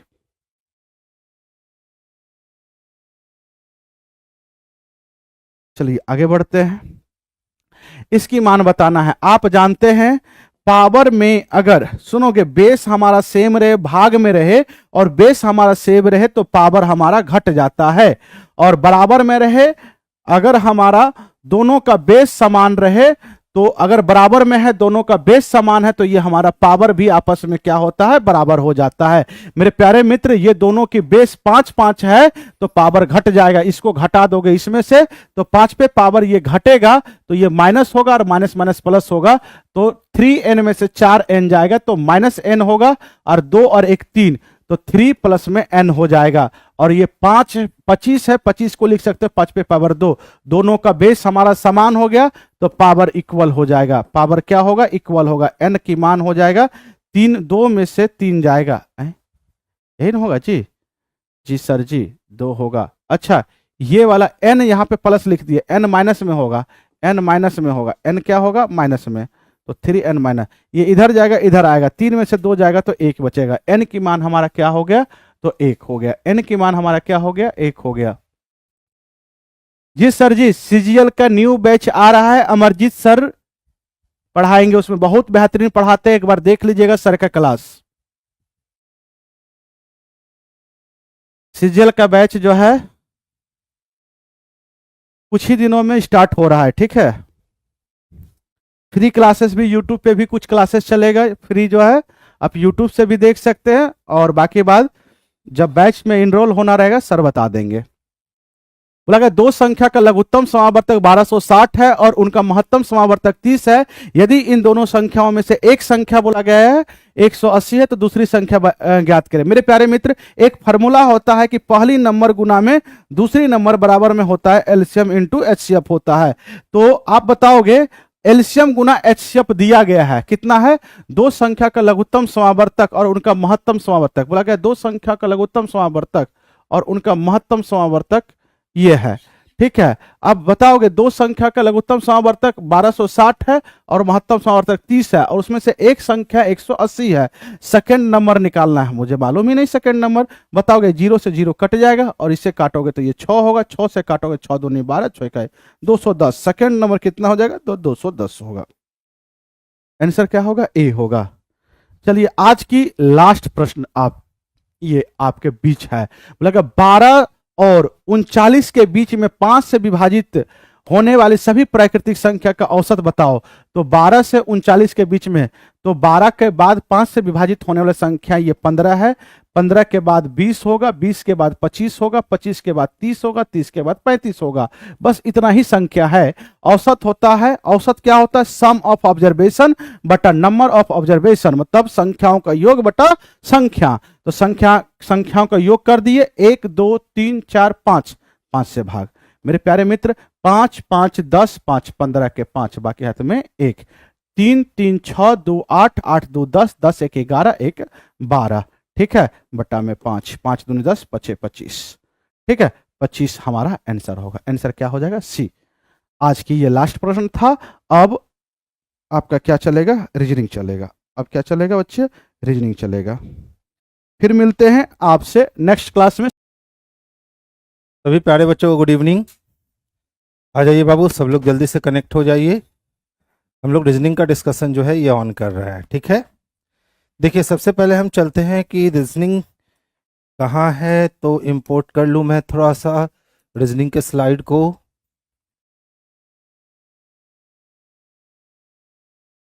और बहुत जल्दी से हमारे पास पहला क्वेश्चन जो है ये खुल जाएगा। तो चलिए ये लीजिए पहला क्वेश्चन। भैया पहला क्वेश्चन सिलोलिज्म सेक्टर से है और हम लोग जानते हैं कि सिलोलिज्म को बनाना बेहद ही आसान होता है। पहले 1 2 वाले बच्चे देख लोगे। घोड़े को बंदर से शादी करना है, घोड़े को बंदर से शादी करवाने में गधा तैयार नहीं है, गलत। बंदर को घोड़ा से शादी करना है तो बंदर को घोड़ा से शादी करना है तो गधा तैयार नहीं है, गलत। यानी ना तो एक अनुसरण करता है ना ही दो अनुसरण करता है, यानी ऑप्शन नंबर ए को लगाएंगे जो बेस्ट और परफेक्ट आंसर होगा। गुड इवनिंग बच्चे। देखिए जितना भी क्या था हमारे पास घोड़ा था, कहता है सर सभी घोड़ा गधा है, और फिर कहता है सभी बंदर गधे हैं। यानी जितना भी बंदर है वो भी बंदर किसके अंदर है, तो गधा के अंदर है। अब कहता है कुछ घोड़ा बंदर है, बिल्कुल नहीं दिख रहा है, कुछ बंदर घोड़ा है, बिल्कुल नहीं दिख रहा है। तो ना तो एक ना तो दो अनुसरण करता है, यानी ऑप्शन नंबर ए को करेंगे जो सबसे बेस्ट और सुटेबल होगा। अच्छा देखिए पूछता है कि सर बतला दो कि ए के अपोजिट पे कौन होगा, तो ए का अपोजिट बच्चा सी होगा और सी किस में है, तो डी में है, तो आंसर हम लोग डी को कर लेंगे जो बेस्ट आंसर है। प्लास्टिक, पेपर और बैग, तो ये भाई साहब हो गए बैग। कुछ बैग पेपर के बनते हैं और कुछ बैग प्लास्टिक के बनते हैं। ऑप्शन नंबर डी सबसे बेस्ट आंसर है। देखिए सी के बाद ए दिख रहा है क्या, सी के बाद ए डाल दो तो C A B, C A B, C A B, C A B, क्या निकला, ए बी ए ए। ये वाली ऑप्शन ढूंढ लो, ए बी ए ए कहां है, A B A A option number D में है, तो आंसर हम लोग ऑप्शन नंबर डी को कर लेंगे। देखिए कहता है 2 4 2 6 लोग उत्तर की ओर मुख करके एक पंक्ति में बैठे हैं, तो 6 लोगों को बैठाना है, ये राइट हैंड और ये लेफ्ट हैंड। अब प्रश्न में जो बोले गए हैं कर दो। पी एस के बाईं ओर दूसरे स्थान पे है, तो एस के बाईं ओर पहला नहीं दूसरा स्थान किसका है, पी का है। और यू के दाईं ओर तीसरे स्थान पे, तो यू किसके लिए, पी के लिए, तो यहाँ पे पी को रखेंगे, तो पी यू के दाईं ओर तीसरे स्थान पे है। तो बताओ पी जब यू के दाईं ओर तीसरे स्थान पे है तो यू भी पी के बाईं ओर पहला दूसरा और तीसरे स्थान पे होगा। 1 2 3 4 5 6 की व्यवस्था हो गई। आर तथा क्यू के बीच में केवल 2 व्यक्ति हैं। अब आर और क्यू के बीच में 2 व्यक्ति हैं, तो या तो आर क्यू यहां हो या तो क्यू आर यहां हो, 2 कंडीशन। अब कहता है एस क्यू का पड़ोसी नहीं है, तो लीजिए भैया एस क्यू का पड़ोसी नहीं है, तो यहां आर हो जाएगा और यहां कौन हो जाएगा, क्यू हो जाएगा। अब इकलौता एक बचा हुआ है, देख लो कौन है, तो टी बचा हुआ है, टी को यहां रख लो, अरेंजमेंट कंप्लीट हो गए। यानी हमारा अरेंजमेंट क्या बना, यू, इसके बाद क्यू, इसके बाद टी, इसके बाद पी, इसके बाद आर, इसके बाद एस। यही हमारा अरेंजमेंट बनेगा बाएं से दाएं की ओर। अब देखिए प्रश्न क्या पूछे गए हैं, पी के बाईं ओर ठीक बगल में कौन बैठा है, तो पी के बाईं ओर ठीक बगल में टी बैठा है, और टी बच्चे किस में है जी, तो ऑप्शन नंबर सी में है सर। तो आंसर क्या हो जाएगा बाबू, ऑप्शन नंबर सी। जय श्री राम बच्चे, जय श्री राम। अब देख लो बाबू पूछता है ना कि सर बतला दो कितने तारे टायर तथा पेन दोनों हैं, तो तारा भी चाहिए, टायर भी चाहिए और पेन भी चाहिए। एक्चुअली में तीनों में चाहिए, तो तीनों में क्या है, तो 2 है, और 2 किस में है, तो ऑप्शन नंबर डी में है, तो आंसर हो जाएगा ऑप्शन नंबर डी। पंकज इसके पहले वाला आंसर डाले हैं, इसके पहले भी तो आंसर सी था रे बच्चे। देखो क्या कहता है, निम्नलिखित शब्द को अंग्रेजी शब्दकोश के अनुसार व्यवस्थित करने पर दिए गए शब्द के बीच में आने वाले शब्द का चयन करो। यानी हमें तीसरे का चयन करना है क्योंकि हमारे पास 5 ही लेटर है। तो देख लो SPA सबसे पहले आएगा, SPA यानी ये 1 नंबर पे। अब इसके बाद SPO आएगा, तब SPI नहीं, सबसे पहले आएगा SPO के पहले SPI यानी ये 2 नंबर। अब SPO की बात है तो देखो O के बाद U है, O के बाद R है, O के बाद I यानी ये 3 आएगा। स्पॉइल ही चाहिए, किस में दे रखा है, ऑप्शन नंबर डी में दे रखा है। इस बार पंकज का जवाब सही आया है। नेक्स्ट क्वेश्चन देखोगे बच्चे, एक समीकरण दिए गए हैं। अब कहता है कि सर P प्लस क्यू का अर्थ है P माइनस क्यू, तो जहां प्लस है वहां माइनस कर लो। और P माइनस क्यू का अर्थ है P इंटू क्यू, तो जहां माइनस है वहां इंटू कर लो। P इंटू क्यू का अर्थ है P डिवाइडेड बाई क्यू, यानी जहां इंटू है वहां डिवीजन कर लो। तो डिवीजन का अर्थ क्या हो गया, तो प्लस हो गया। सबसे पहले हम भाग देंगे, तो 8 छक 48, 8 से कट जाएगा। अब ये बन गया 25 माइनस 8 प्लस 12 दूना 24, तो 25 25 50 यानी 49 में से हम 8 अगर माइनस कर लेंगे तो 41 आएगा ना। 41 किस में है बाबू, तो ऑप्शन नंबर ए में है ना। तो आंसर हम लोग ऑप्शन नंबर ए को करेंगे जो कि परफेक्ट और सुटेबल आंसर होगा। अच्छा देखिए कौन सा शब्द नहीं बनाया जा सकता, TROPH वाई नहीं है हमारे पास, वाई कहां से यूज कर सकेंगे। उसने पूछा था उपयोग करके नहीं बनाया जा सकता, तो ए नंबर ही नहीं बनाया जा सकता क्योंकि हमारे पास ऊपर में वाई है ही नहीं। तो हमारा आंसर क्या हो जाएगा, तो ऑप्शन नंबर ए हो जाएगा जो परफेक्ट और सुटेबल आंसर होगा। अब देखो ये वाली बात तो बहुत आसान है, सबसे पहले ये वाले को कवर कर लेना होगा इस तरह से। अब सवाल उठता है सर कलर किधर होगा, तो देखो ये इस साइड कलर है तो ये इस साइड कलर है, तो ये इस साइड कलर है, तो अब इस साइड ही कलर होना चाहिए। या अगर हम अपोजिट सोचे तो ये दोनों अपोजिट सरफेस पे है, तो ये दोनों भी कहाँ चला जाएगा, तो सर अपोजिट सरफेस पे चला जाएगा, यानी ये वाला हिस्सा हमारा सर कलर हो जाएगा। अब देख लो ये वाला हिस्सा कलर इसमें नहीं दे रखा है, इसमें नहीं दे रखा है, ये वाली आकृति यहां से बना दी गई है, तो ये कैंसिल हो गया। यानी आंसर क्या बच रहे हैं, तो ऑप्शन नंबर बी बच रहे हैं।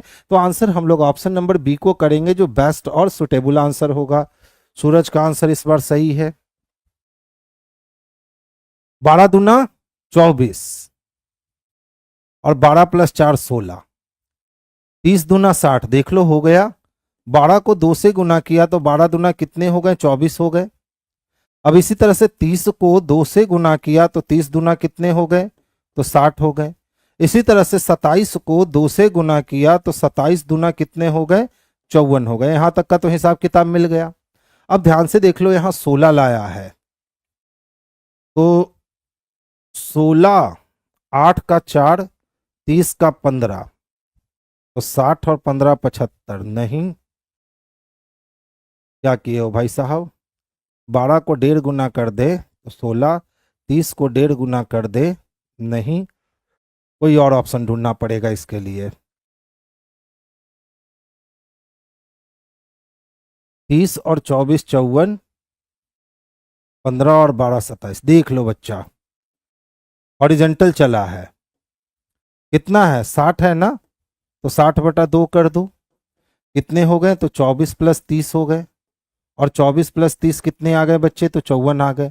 सेम काम किसके साथ करोगे, तो 16 है प्लस 90/2 कर दो, यानी कि 16 में 45 को जोड़ दो। 6 5 11 के लिए एक हाथ में एक बचा, 4 1 5 1 6 61 चाहिए। ऑप्शन नंबर डी में दे रखा है, तो आंसर हमारा क्या हो जाएगा बच्चे, तो ऑप्शन नंबर डी हो जाएगा, जो बेस्ट और सुटेबल आंसर होगा। अच्छा देखिए तो क्या है, प्रिंसिपल है,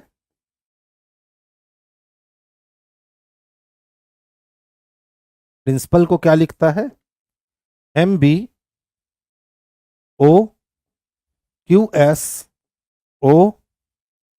मिल गया, MVW। देख लो भैया, यही मिल गया, जहां P था वहां M, जहां P है वहां M, जहां I है वहां O, जहां I है वहां O, यानी सिस्टम प्लेस के अकॉर्डिंग चल रहा है। अब किसका है, टीचर का है। देख लो टीचर को क्या लिखता है, FDVSZDB लिख रखा है। अच्छा देखो दोनों में कॉमन कुछ है क्या, तो अगर हम ध्यान से देखें तो हमारे पास ए कॉमन है, ए के लिए क्या यूज किया गया है, तो भी यूज किया गया है। और कुछ कॉमन है क्या, तो सी के लिए एस यूज किया गया है। और कुछ कॉमन है क्या, तो आर के लिए बी यूज किया गया है। यानी पूरा का पूरा सिस्टम जो है बच्चे ये प्लेस के अकॉर्डिंग चल रहा है। और जब ये पूरा सिस्टम प्लेस के अकॉर्डिंग चल रहा है तो हमको चाहिए किसका, तो कैपिटल का चाहिए, कैपिटल का चाहिए। अब देख लो सी के लिए आप क्या यूज करने वाले हो, तो सर एस यूज करने वाला हूं, यानी ये वाली ऑप्शन और ये वाली ऑप्शन कैंसिल हो गई। अब देख लो VMO तक सही है, एफ पे और डी पे डिमांड है कि कौन सा अलग होगा, तो पीछे से तीसरा, तो पीछे से तीसरा टी है, टी के लिए क्या यूज किया गया, एफ यूज किया गया, यानी डी गलत हो जाएगा। और ऑप्शन नंबर क्या हो जाएगा बच्चे, तो ऑप्शन नंबर ए हो जाएगा, यानी परफेक्ट आंसर क्या हो जाएंगे इसके, ऑप्शन नंबर ए हो जाएंगे। नेक्स्ट क्वेश्चन देखेंगे। देखिए ये तो झुंझुन्ना होता है ना, सारे में ए का रिलेशन बताया, नहीं फॉरवर्ड रिलेशन है, और किसका संबंध चाहिए, एस का टी से। तो अगर मैं एस हूं तो प्लस डिवीजन के बाद कौन मिलेगी, तो बेटी, तो क्यू मेरी बेटी हो गई, ठीक है। और मेरी बेटी का टी कौन है, तो मेरी बेटी का टी पिता है, तो बेटी का पिता पति होगा, तो जब टी मेरा पति है तो हम उसकी पत्नी होंगे, तो पत्नी होंगे, यानी option number D, option number D इसके लिए सबसे परफेक्ट और सबसे सुटेबल आंसर है। इससे ज्यादा ब्लड रिलेशन में समय मत देना। रमन ने अनंत से कहा, परसों मैंने अपने दादी की बेटी यानी बुआ के एकमात्र भाई यानी पप्पा को पढ़ाया। तो रमन ने किसको पढ़ाया, तो पप्पा को पढ़ाया, यानी पिता को पढ़ाया। देखो कौन है, तो रमन है, किससे कहता है, अनंत से कहता है। परसों मैंने अपनी दादी यानी रमन के पिताजी की रमन की माता, तो पिता के पिताजी की माता यानी रमन के पिताजी की माता दादी, और दादी के बेटी तो दादी की बेटी यानी रमन की बुआ के एकमात्र भाई, तो रमन की बुआ का एकमात्र भाई जो होगा, एकमात्र भाई जो होगा वो रमन का पिता होगा। तो एक्चुअल में रमन ने किसे पढ़ाया, तो रमन ने अपने पिता को पढ़ाया, यानी ऑप्शन नंबर सी इसके लिए बेस्ट और सुटेबल आंसर होंगे। अब देखो हर रोज की तरह मैं फिर कहूंगा, इस साइन को ऊपर रखो, plus equal to division minus, सही है तो ठीक है, और नहीं तो बारी बारी सबको चेक करो, चारों में से एक ऑप्शन चेक हो जाएंगे और बिल्कुल हो जाएंगे। 31 नंबर नहीं समझे, क्या था रे बच्चे 31 नंबर में जो नहीं समझ पाया? अरे कुछ नहीं किया रे छोटुआ, इस 60 है ना रे बाबू, इस 60 को 2 से भाग दे दिया, तो 2 से भाग दिया तो अभी 60 रहेगा क्या? अब तो ये 30 ना हो जाएगा, और ये 24 और 30 को जोड़ दिया तो कितना हो गया? 54 हो गया। इसी तरह से देखिए हमारे पास क्या है, तो 12 है, और क्या है? 30 है, तो ये 30 को पकड़ा और 2 से भाग दे दिया, तो जब 30 को 2 से भाग देंगे तो बच्चा कितना हो जाएगा? 12 + 15 हो जाएगा, और 12 + 15 27 होता है क्या? तो इसी तरह से क्या है हमारे पास? 16 है, प्लस किए कितना है? 90 है ना, 90 को 2 से भाग दो, तो 90 को 2 से भाग दोगे तो बच्चा 45 हो जाएगा। अब 16 और 45 को जोड़ लो ना, 16 और 45 को जोड़ोगे तो 61 हो जाएंगे। बस यही तो किया गया था। अब इतना स्पष्ट मैंने लिख दिया था, इतना स्पष्ट लिखने के बाद भी अगर नहीं क्लियर हुआ तब बताओ कैसे काम चलेगा, जबकि एकदम टोटल A to Z चीजों को मैंने स्पष्ट रूप से लिख रखा था। समझ गए पंकज गुप्ता जी? चलिए बाबू नेक्स्ट क्वेश्चंस की ओर मूव करते हैं। अब देख लो भैया, पहले क्या है?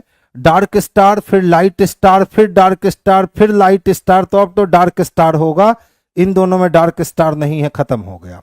इन दोनों में डार्क स्टार है तो पोजीशन चेंज करने की जरूरत नहीं है। अब देखो, पहले पश्चिम में कलर था, फिर पूरब में कलर हो गया, फिर पश्चिम में कलर हुआ, फिर पूरब में कलर हुआ, तो अब सर जी इसमें पश्चिम में कलर होगा, और पश्चिम में जब कलर होगा तो बी कट जाएगा और डी बच जाएगा, तो आंसर हमारा ऑप्शन नंबर डी हो गया। तो आंसर हम लोग ऑप्शन नंबर डी को कर लेंगे।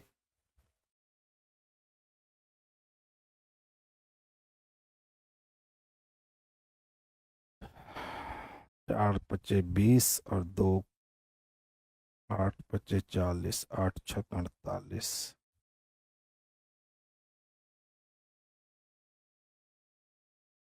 का 8 बच गया 2, 8 दूना 16, 4 8 छक 48 पूरा कटेगा, 4 पच्चे 20, 4 पच्चे 20 पूरा कटेगा, 6 अट्ठी 8 छक 48, 49 पाएगा, 44 नहीं कटेगा। 6 से काटे तो 6 पच्चे 30 नहीं कटेगा। 6 से काटे 48, 49, 50, 51, 3 38 नहीं कटेगा। 6 से काटे 6 से 42 नहीं कटेगा, कोई और ऑप्शन ढूंढना पड़ेगा। 8 2 10 का क्यूब प्लस 8, 4 2 6 का क्यूब प्लस 6। देख लो बच्चे क्या किया, ये 8 है ना पंकज जी, ध्यान से देखिएगा आप। 8 में हमने 2 जोड़ा, 8 2 कितने हो गए? 10 हो गए, और 10 का क्यूब कर दिया, तो 10 का क्यूब कितना हो गया बच्चे? 1000 हो गया ना। अब जो 8 हमने शुरुआत में लिया था, इसी 8 को हमने इसमें जोड़ दिया, तो अब ये कितने हो गए? तो 1008 हो गए। सेम काम किसके साथ किया गया? तो 4 के साथ किया गया। 4 में हमने प्लस 2 किया, तो 4 2 कितने हो गए? 6 हो गए, और 6 का क्यूब कर दिया तो 216 हो गए, और इस 216 में इस 4 को ले जा करके जोड़ दिया, तो 216 + 4 कितने हो गए? तो 220 हो गए। अब सेम काम हमको किसके साथ करना है? तो 6 के साथ करना है, तो हम सबसे पहले 6 में 2 जोड़ेंगे, तो 6 2 कितने हो जाएंगे? 8, 8 का क्यूब कर देंगे, 512 होता है, और 512 में हम लोग 8 को ऐड कर लेंगे तो 520 होता है। देख लो, तो 520 कहीं दिया है क्या? अच्छा 6 को जोड़ना था रे, 512 में कितना को जोड़ना था? तो 6 को जोड़ना था। 512 में 6 हमने जोड़ दिया तो 518 हो गए। 518 है किसी में? ऑप्शन नंबर सी में है, तो इसके लिए परफेक्ट आंसर जो हो गया ये ऑप्शन नंबर सी हो गया। देखिए पंकज कह रहे हैं अमित सर कमेंट पर ध्यान दीजिए बाबू, आप क्लास पर ध्यान दो, ठीक है? आपने पूछा 31 नंबर क्वेश्चन, नहीं समझे सर। उसके बाद सूरज का आंसर डी था, सूरज का आंसर 44 का डी था। लेकिन उससे पहले हम आपका फिर से 31 नंबर क्वेश्चंस को रिपीट कर चुके हैं, और फिर भी आप कह रहे हो अमित सर कमेंट पे ध्यान दीजिए। अब कैसे ध्यान दूं? ध्यान नहीं रहता तो 10 नंबर क्वेश्चन में रिपीट करता क्या? कभी नहीं करता, आगे बढ़ता हुआ चला जाता। तो कमेंट पे मेरी ध्यान हमेशा हुआ करती है। देखिए, असंगत का चयन करना है। अच्छा ध्यान से देखो तो, अब हमारे पास कितना है? तो 2 है और 6 है। तो 2 से 6 होने का मतलब है 4 की बढ़त होना, और 25 से 29 होने का मतलब है 4 की बढ़त होना, 16 से 20 का मतलब है 4 की बढ़त होना, और 10 से 14 आने का मतलब है 4 की बढ़त होना। ठीक है। अच्छा देखो तो, 24 से 20 होने का मतलब है 24 से 20 4 की कमी, 21 से 17 होने का मतलब है 4 की कमी, 6 से 1 होने का मतलब है 5 की कमी, और 12 से 8 होने का मतलब है 4 की कमी। ऑप्शन नंबर बी अलग हो गया, क्योंकि सारे 4 के डिफरेंस पे चल रहे हैं, लेकिन यहाँ पे क्या चल रहा है? तो 4 और 5 के डिफरेंस पे चल रहा है। तो आंसर क्या हो गया? तो बच्चे ऑप्शन नंबर बी हो गया। ठीक है। नेक्स्ट क्वेश्चंस की बात करेंगे तो ध्यान से समझोगे। छोटा सा क्वेश्चन है, पूछ रहा है एक्स की यात्रा के आरंभिक तथा अंतिम बिंदु के बीच की न्यूनतम दूरी कितनी है? तो एक्स पश्चिम की ओर 3 किलोमीटर चला और फिर मुड़कर 4 किलोमीटर चला उत्तर की ओर, और कोई दिया नहीं, तो 4 और 3 है तो अगला 5 होगा। ऑप्शन नंबर बी देख लो। एक्स जो है वो पश्चिम की ओर कितना चलता है? तो 3 मीटर चलता है, और फिर वो मुड़ता है 4 किलोमीटर उत्तर की ओर चलता है। अब पूछ रहा है कि सर एक्स की यात्रा की आरंभिक बिंदु से अंतिम बिंदु के बीच का कुल डिस्टेंस कितना है? ये वाले डिस्टेंस पूछ रहा है। तो बताइए, जब रूट निकालेंगे तो लंब का स्क्वायर प्लस आधार का स्क्वायर करेंगे, तो 4 चको 16 हो जाएगा, 3 तिहाई 9 हो जाएगा, यानी रूट अंडर 25 हो जाएगा, और रूट अंडर 25 5 के लिए हो जाएगा। तो 5 किस में है? ऑप्शन नंबर बी में है। तो आंसर हम लोग ऑप्शन नंबर बी को कर लेंगे, जो परफेक्ट और सुटेबल आंसर है। नेक्स्ट क्वेश्चंस की ओर मूव करेंगे। अब देखो, कहता है ना कि कौन सा विकल्प से नहीं बना सकते। तो देखिए तो, नॉलेज चाहिए, KNOWLEDGE,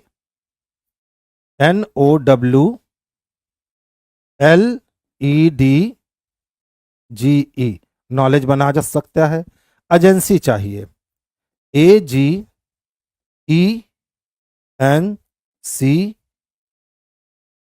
देख लो भैया, वाई नहीं है, आगे से लेकर पीछे तक कहीं भी वाई नहीं है, तो सी नंबर नहीं बनाए जा सकते हैं। तो आंसर हमारे क्या हो गए बाबू? तो ऑप्शन नंबर सी हो गए, जो परफेक्ट और सबसे बेस्ट आंसर है।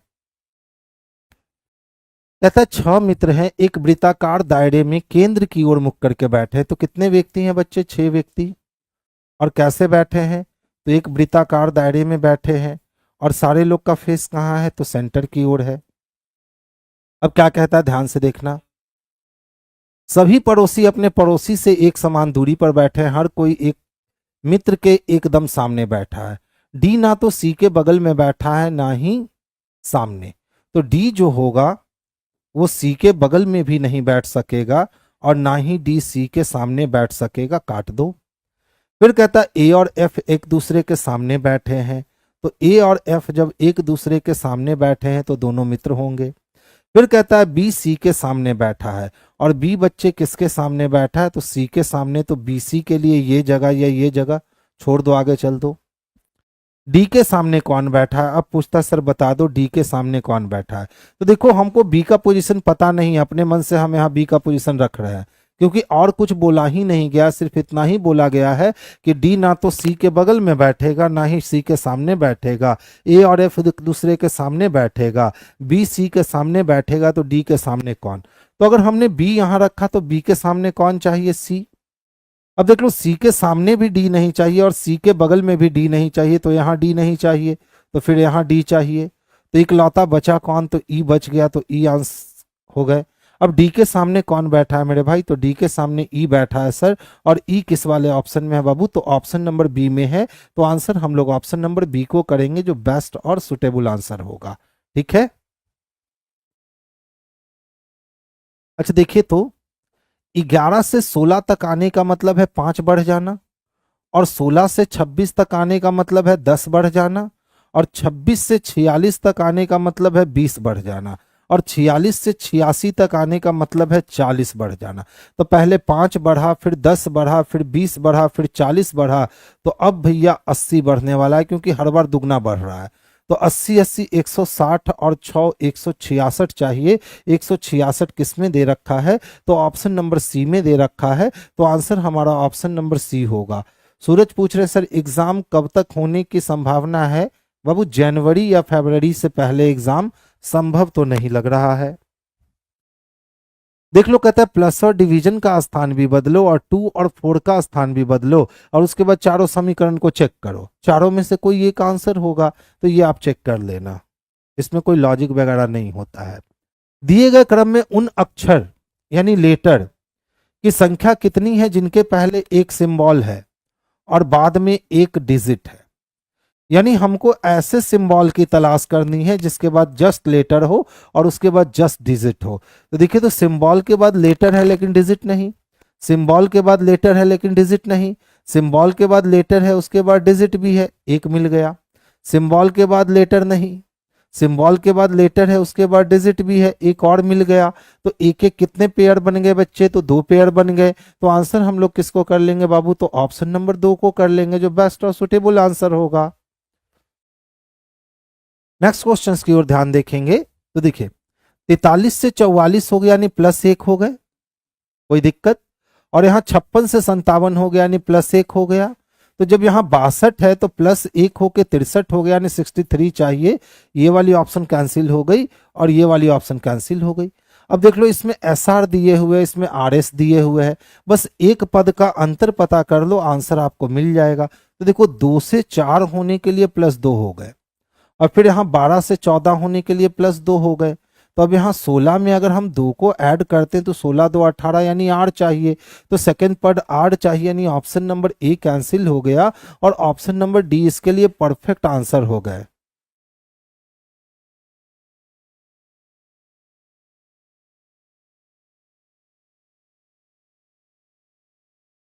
अरे बच्चे, हम किसी के बात का बुरा नहीं मानते हैं, ये सब माइंड से निकाल लीजिए। आप 3 बार सीखिए, 4 बार सीखिए, 5 बार सीखिए, कोई फर्क नहीं पड़ता है। जब हमसे कनेक्ट है ना बच्चे, तो आप एकदम सीख करके जाइए, तभी मजा है मेरे पास, ठीक है?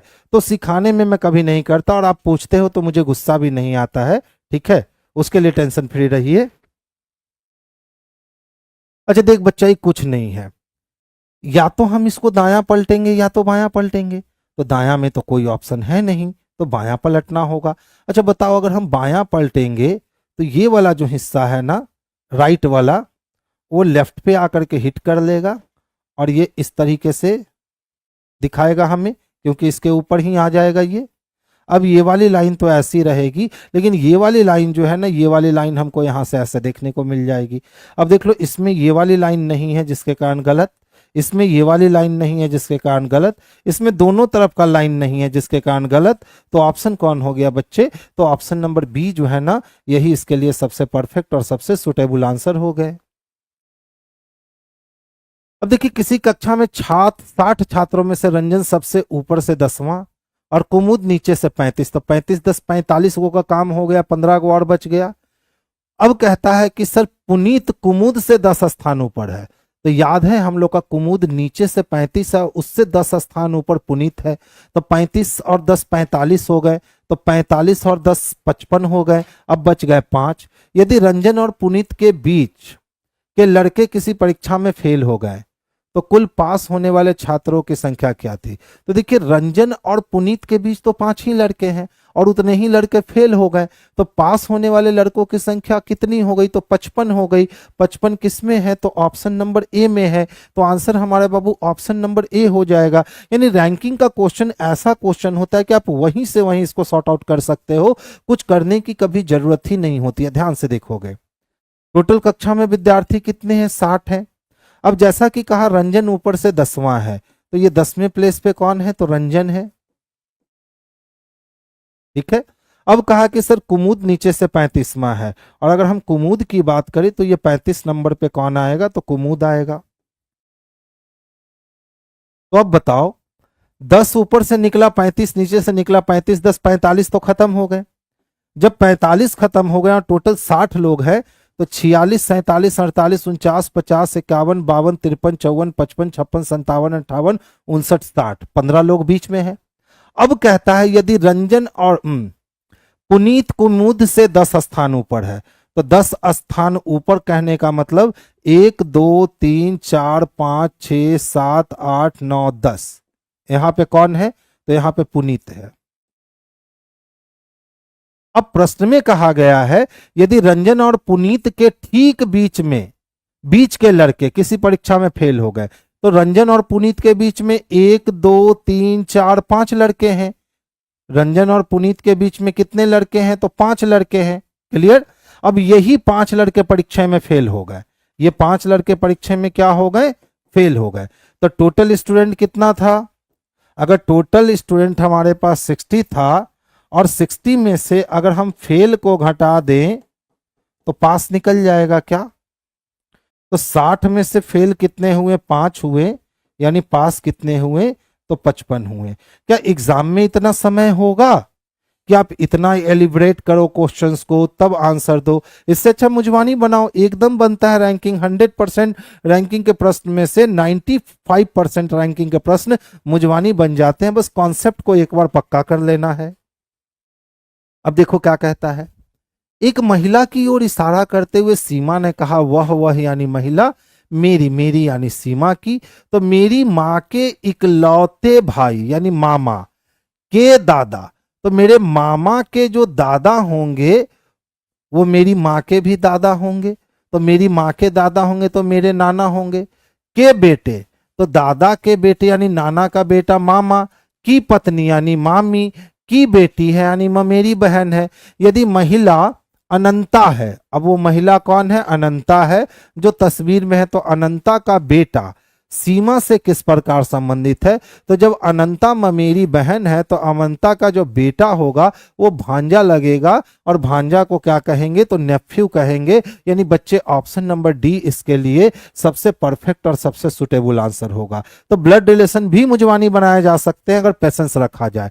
तो देखिए कोई महिला थी और इस महिला की ओर इशारा करते हुए किसने कह दिया तो सीमा ने कह दिया। सीमा ने कहा वह मेरी माँ के तो सीमा की माँ के इकलौते भाई के दादा यानी इसके पिताजी के पिताजी दादा के बेटे के बेटा यानी ये खुद की पत्नी यानी ये की बेटी है। ठीक है। अब कहता है यदि महिला अनंता है। महिला कौन है बच्चे अनंता है। तो अनंता का बेटा सीमा से किस प्रकार संबंधित है। तो आइए ध्यान से देखिएगा। अगर मैं सीमा हूं तो ये मेरी माँ मेरे माँ का भाई यानी मेरे कौन हो गए तो मामा। मामा के पिता यानी नाना। नाना की पत्नी नानी और नानी की बेटी या तो माँ या तो मौसी। और माँ या मौसी एक महिला की ओर इशारा करते हुए सीमा ने कहा वह मेरी माँ के इकलौते भाई के दद्दा के बेटे की पत्नी की बेटी है। ठीक है। तो हम हो गए मेरी माँ हो गई के भाई मेरे कौन हो गए मामा। मामा के पिताजी नाना जी और नाना जी की पत्नी नानी और नानी की बेटी जो होगी वो नानी की बेटी कौन कहला जाएगी तो या तो माँ कहलाएगी या तो मौसी कहलाएगी। और माँ या मौसी का जो बेटा होगा वो कजन होगा। हम एक जनरेशन आगे सोच लिए थे ना। ठीक है। कजन कह देने का मतलब ही हो गया कि फुफेरा ममेरा चचेरा भाई या बहन। कितने बच्चे हैं 5 बच्चे हैं। कौन कौन है ए है बी है सी है डी है और ई है। इनमें से बी ई से लंबा है किंतु ए से छोटा है। तो बी जो है ना वो ई से लंबा है किंतु ए से छोटा है। ए सी से छोटा है पर डी से लंबा है। तो ए सी से छोटा है लेकिन ए किससे लंबा है तो डी से लंबा है। जबकि डी बी से लंबा है तो डी किससे लंबा है तो बी से लंबा है। तो इसका मतलब है कि ई को यहाँ होना चाहिए और सी को यहाँ होना चाहिए। 5 लोगों का अरेंजमेंट कंप्लीट हो गया। अब कहता है लंबाई के अनुसार खड़ा किया जाए तो लंबाई के अनुसार चौथे नंबर पे कौन आएगा। तो लंबाई के अनुसार पहले नंबर पे ये, दूसरे पे ये, तीसरे पे ये, चौथे पे बी आएगा। और बी बच्चे किस में दे रखा है, तो ऑप्शन नंबर डी में दे रखा है। तो आंसर बच्चे हम लोग किसका कर लेंगे, तो ऑप्शन नंबर डी का कर लेंगे, जो बेस्ट और सुटेबल आंसर है। अच्छा ध्यान से देखो तो फोर्स को क्या लिखता है, 6, 4, 18, 3, 2। ध्यान देना कॉन्सोनेंट जो है उसका रियल वैल्यू लिख रहा है, कॉन्सोनेंट जो है उसका रियल वैल्यू लिख रहा है, लेकिन ओ को 4 और ई को 2 लिख रहा है। तो देखो हमारे पास vowel A, E, I, O, U 5 ही वॉवेल होते हैं। पहला वॉवेल, दूसरा वॉवेल, तीसरा वॉवेल, चौथा वॉवेल, पांचवा वॉवेल। तो ओ केमा वॉवेल है चौथा, इसीलिए 4 लिखा। ई केमा वॉवेल है दूसरा, इसीलिए 2 लिखा। इसी तरह से देख लो मिस्ड है, तो एम के लिए तो 13 लिखेगा, लेकिन आई तीसरा वॉवेल है। एस के लिए 19 और टी के लिए 20 लिखेगा। तो देख लो लिखा होगा 13, 3, 19, 20। अब किसके लिए चाहिए, यूरेनस के लिए। तो यू पांचवा वॉवेल है, आर के लिए 18, ए पहला वॉवेल, एन के लिए 14, यू 5, 19। 5, 18 यानी 5 पे शुरू 19 पे खत्म, कैंसिल कैंसिल। 5 पे शुरू 19 पे खत्म, 5 पे शुरू 19 पे खत्म। तो 5 के बाद 18 चाहिए, दोनों में है। उसके बाद 11 चाहिए, दोनों में है। उसके बाद 45 चाहिए, इसमें है, इसमें नहीं है। यानी ऑप्शन नंबर डी इसके लिए परफेक्ट और सुटेबल आंसर हो गया। गुड इवनिंग बच्चे, गुड इवनिंग। तो आंसर क्या कर लेंगे बाबू, तो ऑप्शन नंबर डी कर लेंगे, जो बेस्ट और सुटेबल आंसर हो गया। अब ध्यान से देखो, ए से बी, बी से सी, सी से डी, से ई, से एफ। तो एफ से क्या हो जाएगा, जी हो जाएगा। ये वाली ऑप्शन कैंसिल, ये वाली ऑप्शन, ये वाली ऑप्शन। अब बच गया बेचारा कौन, तो डी नंबर बच गया। तो आंसर हम लोग किसको कर लेंगे, तो ऑप्शन नंबर डी को कर लेंगे। अच्छा देखिए कहता है सर डू को कैसे लिखोगे, तो डू हमारा यहां भी, डू हमारा यहां भी, दोनों में सिर्फ डू ही कॉमन है। तो जब दोनों में सिर्फ डू ही कॉमन है तो दोनों में के डब्ल्यू कॉमन है। इसका मतलब डू के लिए के डब्ल्यू होगा, जैसा कि ऑप्शन नंबर ए में स्पष्टता देखने को मिल रहा है। तो आंसर हम लोग ऑप्शन नंबर ए को कर लेंगे।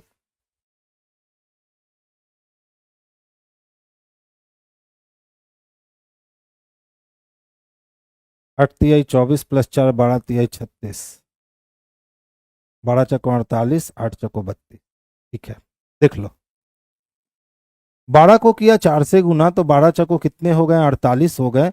और उसमें 4 की कमी कर दिया गया तो कितने हो गए, 44 हो गए। इसी तरह से 8 को किया 4 से गुना, तो 8 चको कितने हो गए, तो 32 हो गए। और 32 में से 4 को माइनस कर दिया गया तो कितने हो गए, 28 हो गए। तो इसी तरह से 10 को हम करेंगे 4 से गुना, तो 10 चको 40 माइनस 4, यहाँ 36 चाहिए था, कैंसिल हो गया। 7 चको 28 माइनस 4, तो 28 माइनस 4 यहाँ 24 चाहिए था, कैंसिल हो गया। 15 चको 60 माइनस 4, यहाँ 56 चाहिए था, कैंसिल हो गया। आंसर हो गया 9 को 4 से गुना किए, 9 चको 36 और माइनस 4 कर दिए तो हो गया 32। तो आंसर क्या हो जाएगा बाबू, तो ऑप्शन नंबर डी जो है यही इसके लिए बेस्ट और सुटेबल आंसर है। देखिए 11 दिसंबर 2009 से क्या करना है ना कि 18 दिसंबर 2009 तक पहुंचना है। तो 11 दिसंबर से 18 दिसंबर तक जाने में 7 दिन लगेंगे। 7 दिन का मतलब कोई वैल्यू नहीं। 9 से 14 जाने में 5 साल लगेंगे। और 5 साल में अगर 5 साल की बात करें, इस 5 साल में लीप ईयर कौन होगा, तो एक ही लीप ईयर हो सकता है 2012। 5 1 6, यानी या तो हम फ्राइडे में 6 दिन जोड़ दें, उससे अच्छा एक दिन माइनस कर ले, तो कहाँ पहुंच जाएंगे बच्चे, तो थर्सडे को पहुंच जाएंगे। यानी ऑप्शन नंबर ए जो है यही इसके लिए परफेक्ट आंसर हो जाएगा। सुनील कुमार परमार, आप तो अभी आए हैं बच्चे, ठीक है, आप हमें बहुत देर से दिखे ही नहीं, आपका नाम बस अभी दिख रहा है। अच्छा देख ले बाबू, पहले से दूसरे फिगर का एनालिसिस कर, बस इसमें और कुछ नहीं करते नन वर्बल में। तो देख लो क्या हुआ है ना कि बी चला गया है इक्वल टू के जगह पे और इक्वल टू आ गया है बी के जगह पे, दोनों इंटर क्रॉस कर गए। अच्छा जेड गया है किसके पास, 4 के पास, 4 गया है एस के पास, एस गया है 7 के पास और 7 गया है जेड के पास। अब देखो क्या तीसरे से चौथे बॉक्स में भी यही काम हुआ है क्या? तो देखो तो जेड और एस जो है इंटरक्रॉस किया, बी चला आया 4 के पास, 4 चला आया एफ के पास, एफ गया इक्वल के पास और इक्वल गया ऊपर। यानी एक वाले बॉक्स में और 3 वाले बॉक्स में जो भी काम हुए हैं वो सेम हुए हैं। तो जब पहला और तीसरे बॉक्स का काम सेम हुआ है तो दूसरे चौथे का काम भी सेम होगा। अब बस कुछ नहीं करो, दूसरे वाले बॉक्स का काम देख लो कि दूसरे से तीसरे में क्या अंतर आया है। तो ध्यान से देखना, अगर हम देखें तो इक्वल टू और एस में परिवर्तन है, जेड और बी में परिवर्तन है, ठीक है। अब नीचे से 4 कहा गया है ऊपर, लेकिन 7 नीचे आकर के चेंज हो गया है इसमें एफ में। इसका मतलब है यहां भी क्या होना है कि जेड में और एफ में परिवर्तन होना है, तो एफ यहां, जेड यहां।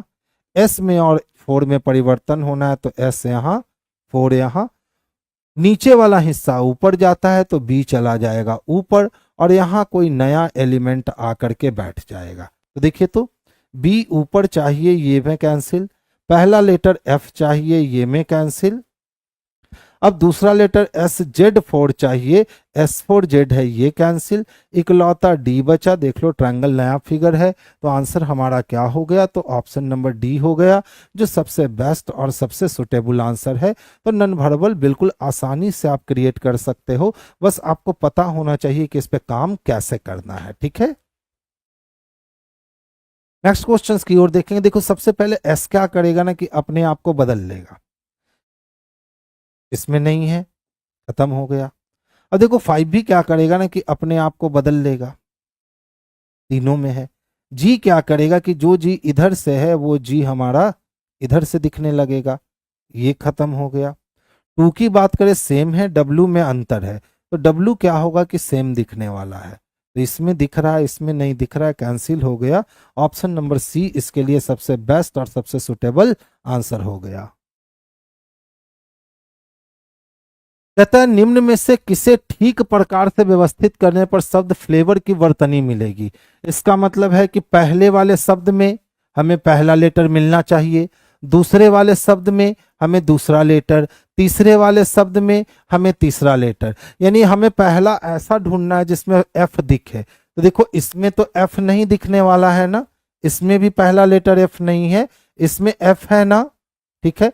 अब एफ के बाद एल चाहिए, तो देख लो एल है, एल के बाद ए चाहिए, ए है, ए के बाद भी चाहिए, है, भी के बाद ओ चाहिए, है, ओ के बाद आर चाहिए, है। यानी ऑप्शन नंबर सी में इसकी वर्तनी जिसको कहते हैं, ठीक है, वो कंप्लीट होने वाला है। तो आंसर क्या कर लेंगे? तो ऑप्शन नंबर सी कर लेंगे।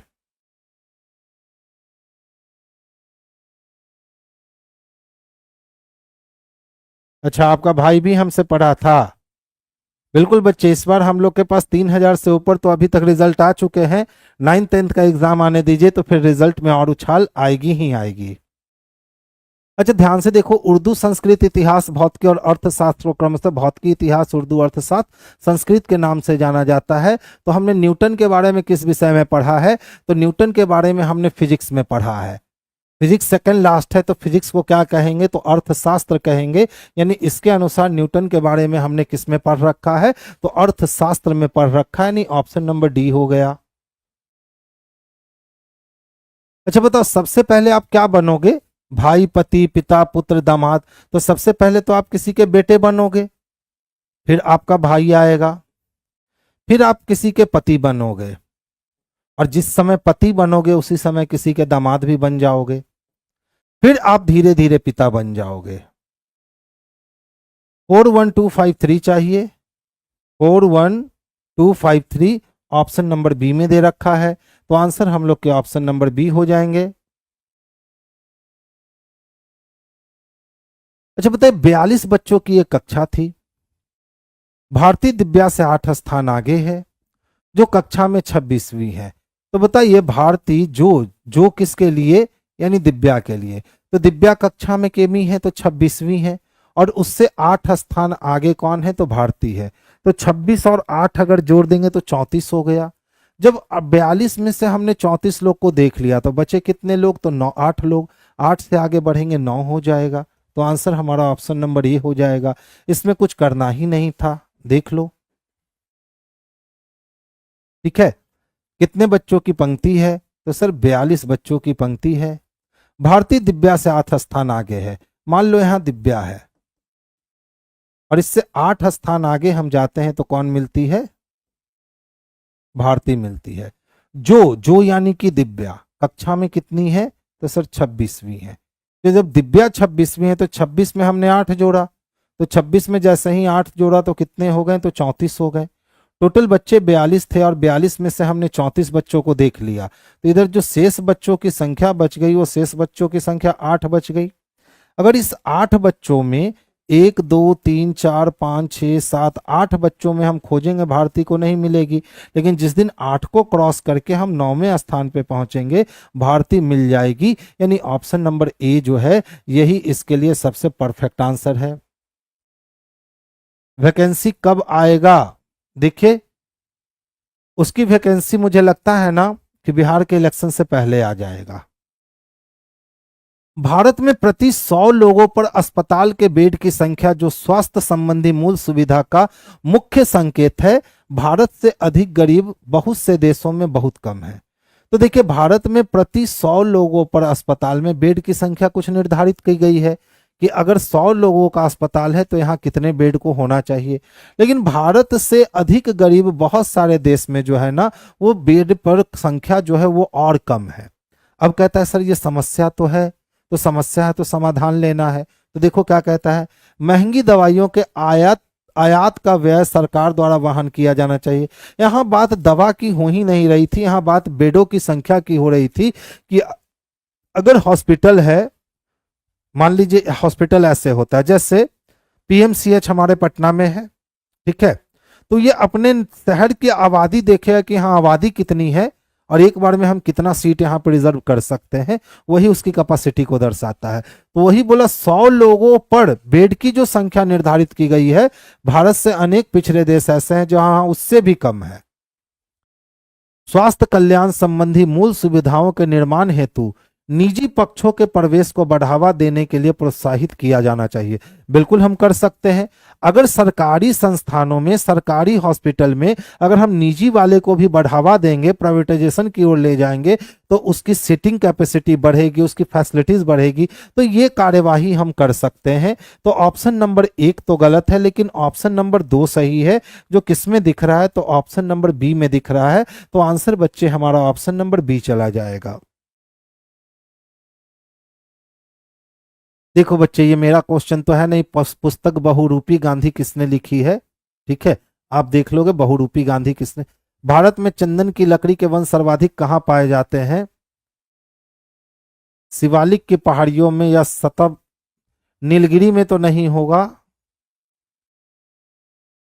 देख लेना, पुष्पा में इसका चर्चा किया गया है और अभी आने वाली मूवी भी आपकी पुष्पा है, तो आप लोग देख लेना। अरे जीएस का क्वेश्चन मेरे में क्यों भर दिए हो? भारत की सबसे बड़ी जनजाति कौन है? गंगा का डेल्टा निम्नलिखित में से किस प्रकार के डेल्टा का उदाहरण है? ऐसे कितने अंक युग्म है जिनके बीच उतने ही अक्षर अंक आते हैं जितने उन्हें आरोही क्रम में व्यवस्थित करने पे आता है? तो देख लो, 2 1 4 6 7 5 8 9 3। ये थोड़ा टेढ़ा होता है, ठीक है। कैसे? तो देख लो क्यों होता है टेढ़ा। इसको पहले असेंडिंग ऑर्डर में अरेंज करो, 1 2 3 4 5 6 7 8 9। अब देखो 1 2 के बीच में कोई गैप नहीं, यहां भी कोई गैप नहीं, तो 1 हो गया। 1 और 3 के बीच में एक गैप है, यहां 1 और 3 के बीच में बहुत सारे छोड़ दो। 1 और 4 के बीच में 2 गैप है, यहां एक ही है, कोई नहीं, छोड़ दो। 1 और 5 के बीच में 3 गैप बनते हैं, तो 1 और 5 के बीच में यहां भी देखो 3 गैप बनते हैं, यानी एक पेयर और बन गया। 1 और 6 के बीच में 4 पेयर, जबकि 1 और 6 के बीच में 1 है, छोड़ दो। 1 और 7 के बीच में 5 एलिमेंट चाहिए, नहीं है। 1 और 8 के बीच में 2 2 4 6 एलिमेंट चाहिए, यहां नहीं है। 1 और 9 के बीच में 7 एलिमेंट चाहिए, जो कि यहां नहीं है। इसका मतलब 1 का काम खत्म हो गया। अब हम बात करेंगे 2 से चलेंगे, तो ध्यान से देखो, इसीलिए मैंने बोला था थोड़ा टाइम टेकन है। 2 और 3 के बीच कोई नहीं, यहाँ बहुत सारे हैं। 2 और 4 के बीच एक एलिमेंट है, यहाँ भी 2 और 4 के बीच एक एलिमेंट है, तो एक और बन गया। 2 और 5 के बीच 3 एलिमेंट है, 2 और 5 के बीच यहाँ 4 एलिमेंट है, नहीं बनेगा। 2 और 6 के बीच 4 एलिमेंट है, यहाँ 2 ही है।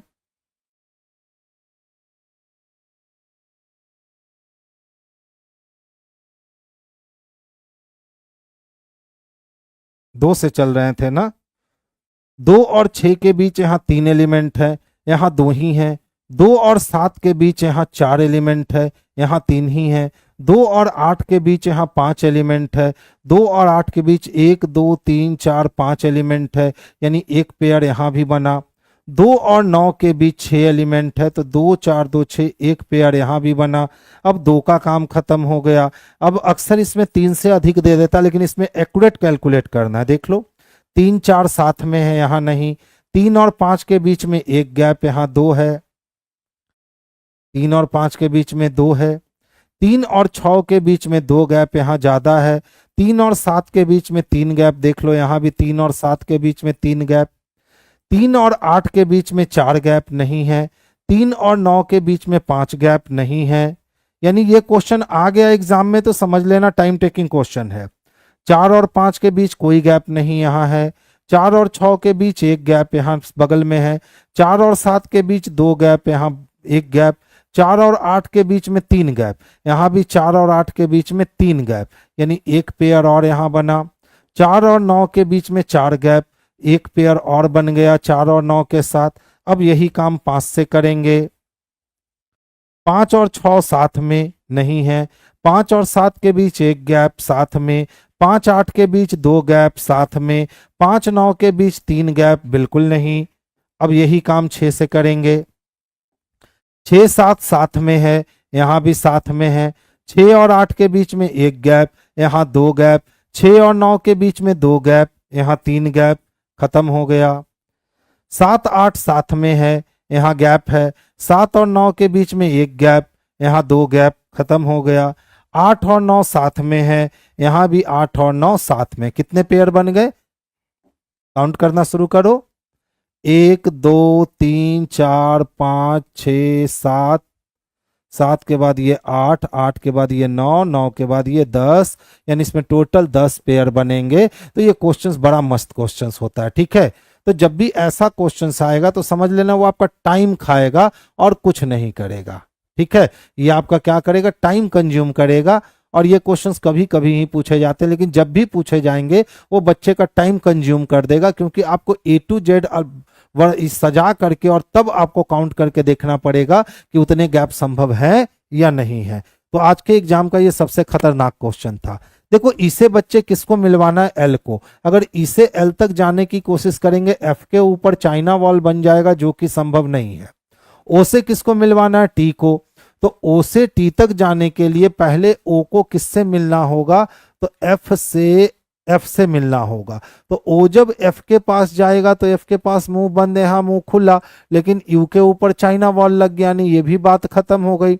टी से एफ को मिलवाना चाहेंगे तो चाइना वॉल जब तक पार नहीं होगा, खत्म हो गया। एल को यू से मिलवाना है तो एल जाएगा किससे मिलने? एफ से, और एफ यू से, यानी एल ग्रेटर इक्वल होगा, यानी 4 नंबर सही है। और 4 नंबर बच्चे किस में सही है? तो ऑप्शन नंबर डी में सही है। तो आंसर हमारा ऑप्शन नंबर डी जो है यही बेस्ट और सुटेबल आंसर होगा। अब देखिए एक आदमी पश्चिम की ओर मुख करके खड़ा था, वो घड़ी की दिशा में 45 डिग्री मुड़ा, एक बार दोबारा 180 डिग्री उसी दिशा में मुड़ा, फिर 270 डिग्री मुड़ा, तो टोटल 45 डिग्री बच जाएगा भैया विपरीत दिशा में। तो पश्चिम से विपरीत दिशा जाएंगे, दक्षिण पश्चिम हो जाएगा, यानी ऑप्शन नंबर डी हो जाएगा। ध्यान दोगे? देख लो व्यक्ति का मुख कहाँ है? घड़ी की दिशा में। पहले वो घड़ी की दिशा में कितना मुड़ा? 45 डिग्री, और फिर वहां से दोबारा कितना मुड़ा? 180 डिग्री, और फिर यहां से कितना मुड़ा? तो 270 डिग्री मुड़ा, तो 270 डिग्री में यहां आएगा। अब पूछ रहा है उसका मुख किस दिशा में है? तो इसका मुख साउथ वेस्ट में है, यानी ऑप्शन नंबर डी इसके लिए सबसे परफेक्ट और सबसे सुटेबल आंसर है। इस टाइप का क्वेश्चन मैं कहूंगा आप कर लोगे, इसमें कोई दम होता नहीं है, आप साइन को रखते जाओ, कैलकुलेशन करते जाओ, तो ये बस टाइम टेकिंग क्वेश्चन है। अगर डी नंबर ऑप्शन रहा तो बहुत समय लगने वाले हैं। अब देखो, पहले लाइनिंग वाला था, फिर ब्लैंक हो गया, तो अब ब्लैंक है तो अब तो तय है ना कि लाइनिंग वाला होगा। तो देखिए ये बड़े बड़े वाले मिलते हैं, तो ये बड़े बड़े मिलेंगे, तो ये खत्म, ये खत्म, इसमें बड़ा वाला नहीं मिल पाएगा, ये खत्म। ऑप्शन नंबर कौन हो गया? सी हो गया। इससे ज्यादा इसमें दिमाग खर्च करने की जरूरत नहीं है।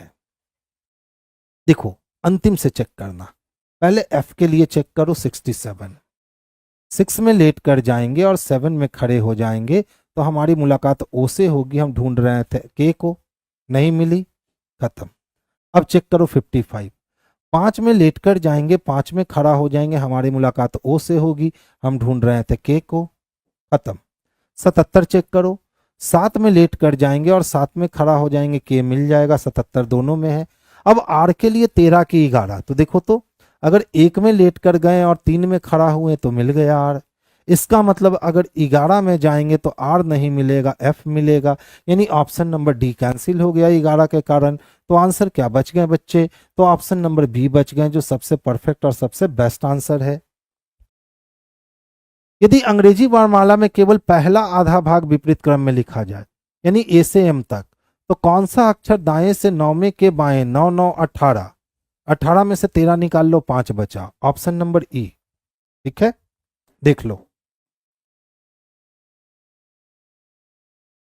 M, L K, J I H, G F E, D C, B A. प्रथम अर्धांश पलट गया, N O, P Q, R S, T U भी, W X, Y Z. Second half part same रहा। अब बोला सर पहले दाएं से नौमा जाओ, तो जब दाएं से नौमा लेटर आओगे तो कहां तक आओगे? तो आर तक आओगे। अब बोला इसके बाएं नौमा जाओ, तो 1 2 3 4 5 6 7 8 9, कहां तक पहुंच जाओगे? ई तक। वही हमने ई आंसर दिया, तो आंसर क्या हो गए इसके? तो ऑप्शन नंबर बी हो गए। देखिए एम से किसको मिलवाना है? आर को, यही है एम लेसर आर, सही हो गया। पी से किसको मिलवाना है? टी को। देखिए तो पी पहले किससे मिलेगा? एम से, एम मिलेगा किससे? आर से, और आर मिलेगा किससे? क्यू से। तो यहाँ आर के पास मुंह खुला था, यहाँ भी आर के पास मुंह खुला था, आर चाइना वॉल बना दिया, खत्म हो गया। आर को किससे मिलवाना है? टी से। तो आर किसको जानता है? क्यू को। क्यू किसको जानता है? टी को। तो यहाँ क्यू के पास मुंह बंद है, यहाँ भी क्यू के पास मुंह बंद है, कैंसिल हो गया। पी से किसको मिलवाना है? क्यू को। तो पी जानता है किसको? एम को। एम जानता है आर को, आर चाइना वॉल बना देगा, ये भी खत्म हो जाएगा। केवल एक अनुसरण करता है मेरे भाई, जो ऑप्शन नंबर बी में अच्छे से दिख रहा है। आगे चले, नेक्स्ट वन देखिएगा। रमन का जन्म 29 फरवरी को हुआ, उसने 29 फरवरी 2008 को चौथा। तो जब 2008 को चौथा मनाया तो 2004 को वो तीसरा मना रहा होगा, ठीक है, और 2000 में वो दूसरा मना रहा होगा, जबकि 1996 में वो पहला मना रहा होगा, यानी 1992 में उसका जन्म हुआ होगा। वही पूछ रहा है कि तदनुसार वो किस वर्ष जन्म लिया है, तो वो 1992 में जन्म लिया है बच्चे, यानी ऑप्शन नंबर ए हो गया। तो चलिए आज की सभा हम लोग यहीं बर्खास्त करते हैं। कल हमारी और आपकी मुलाकात फिर से कल नहीं नेक्स्ट वीक में होगी, और हम लोग नेक्स्ट वीक में फिर से नए नए क्वेश्चंस को सीखेंगे। तो सभी बच्चे को गुड नाइट, स्वीट ड्रीम।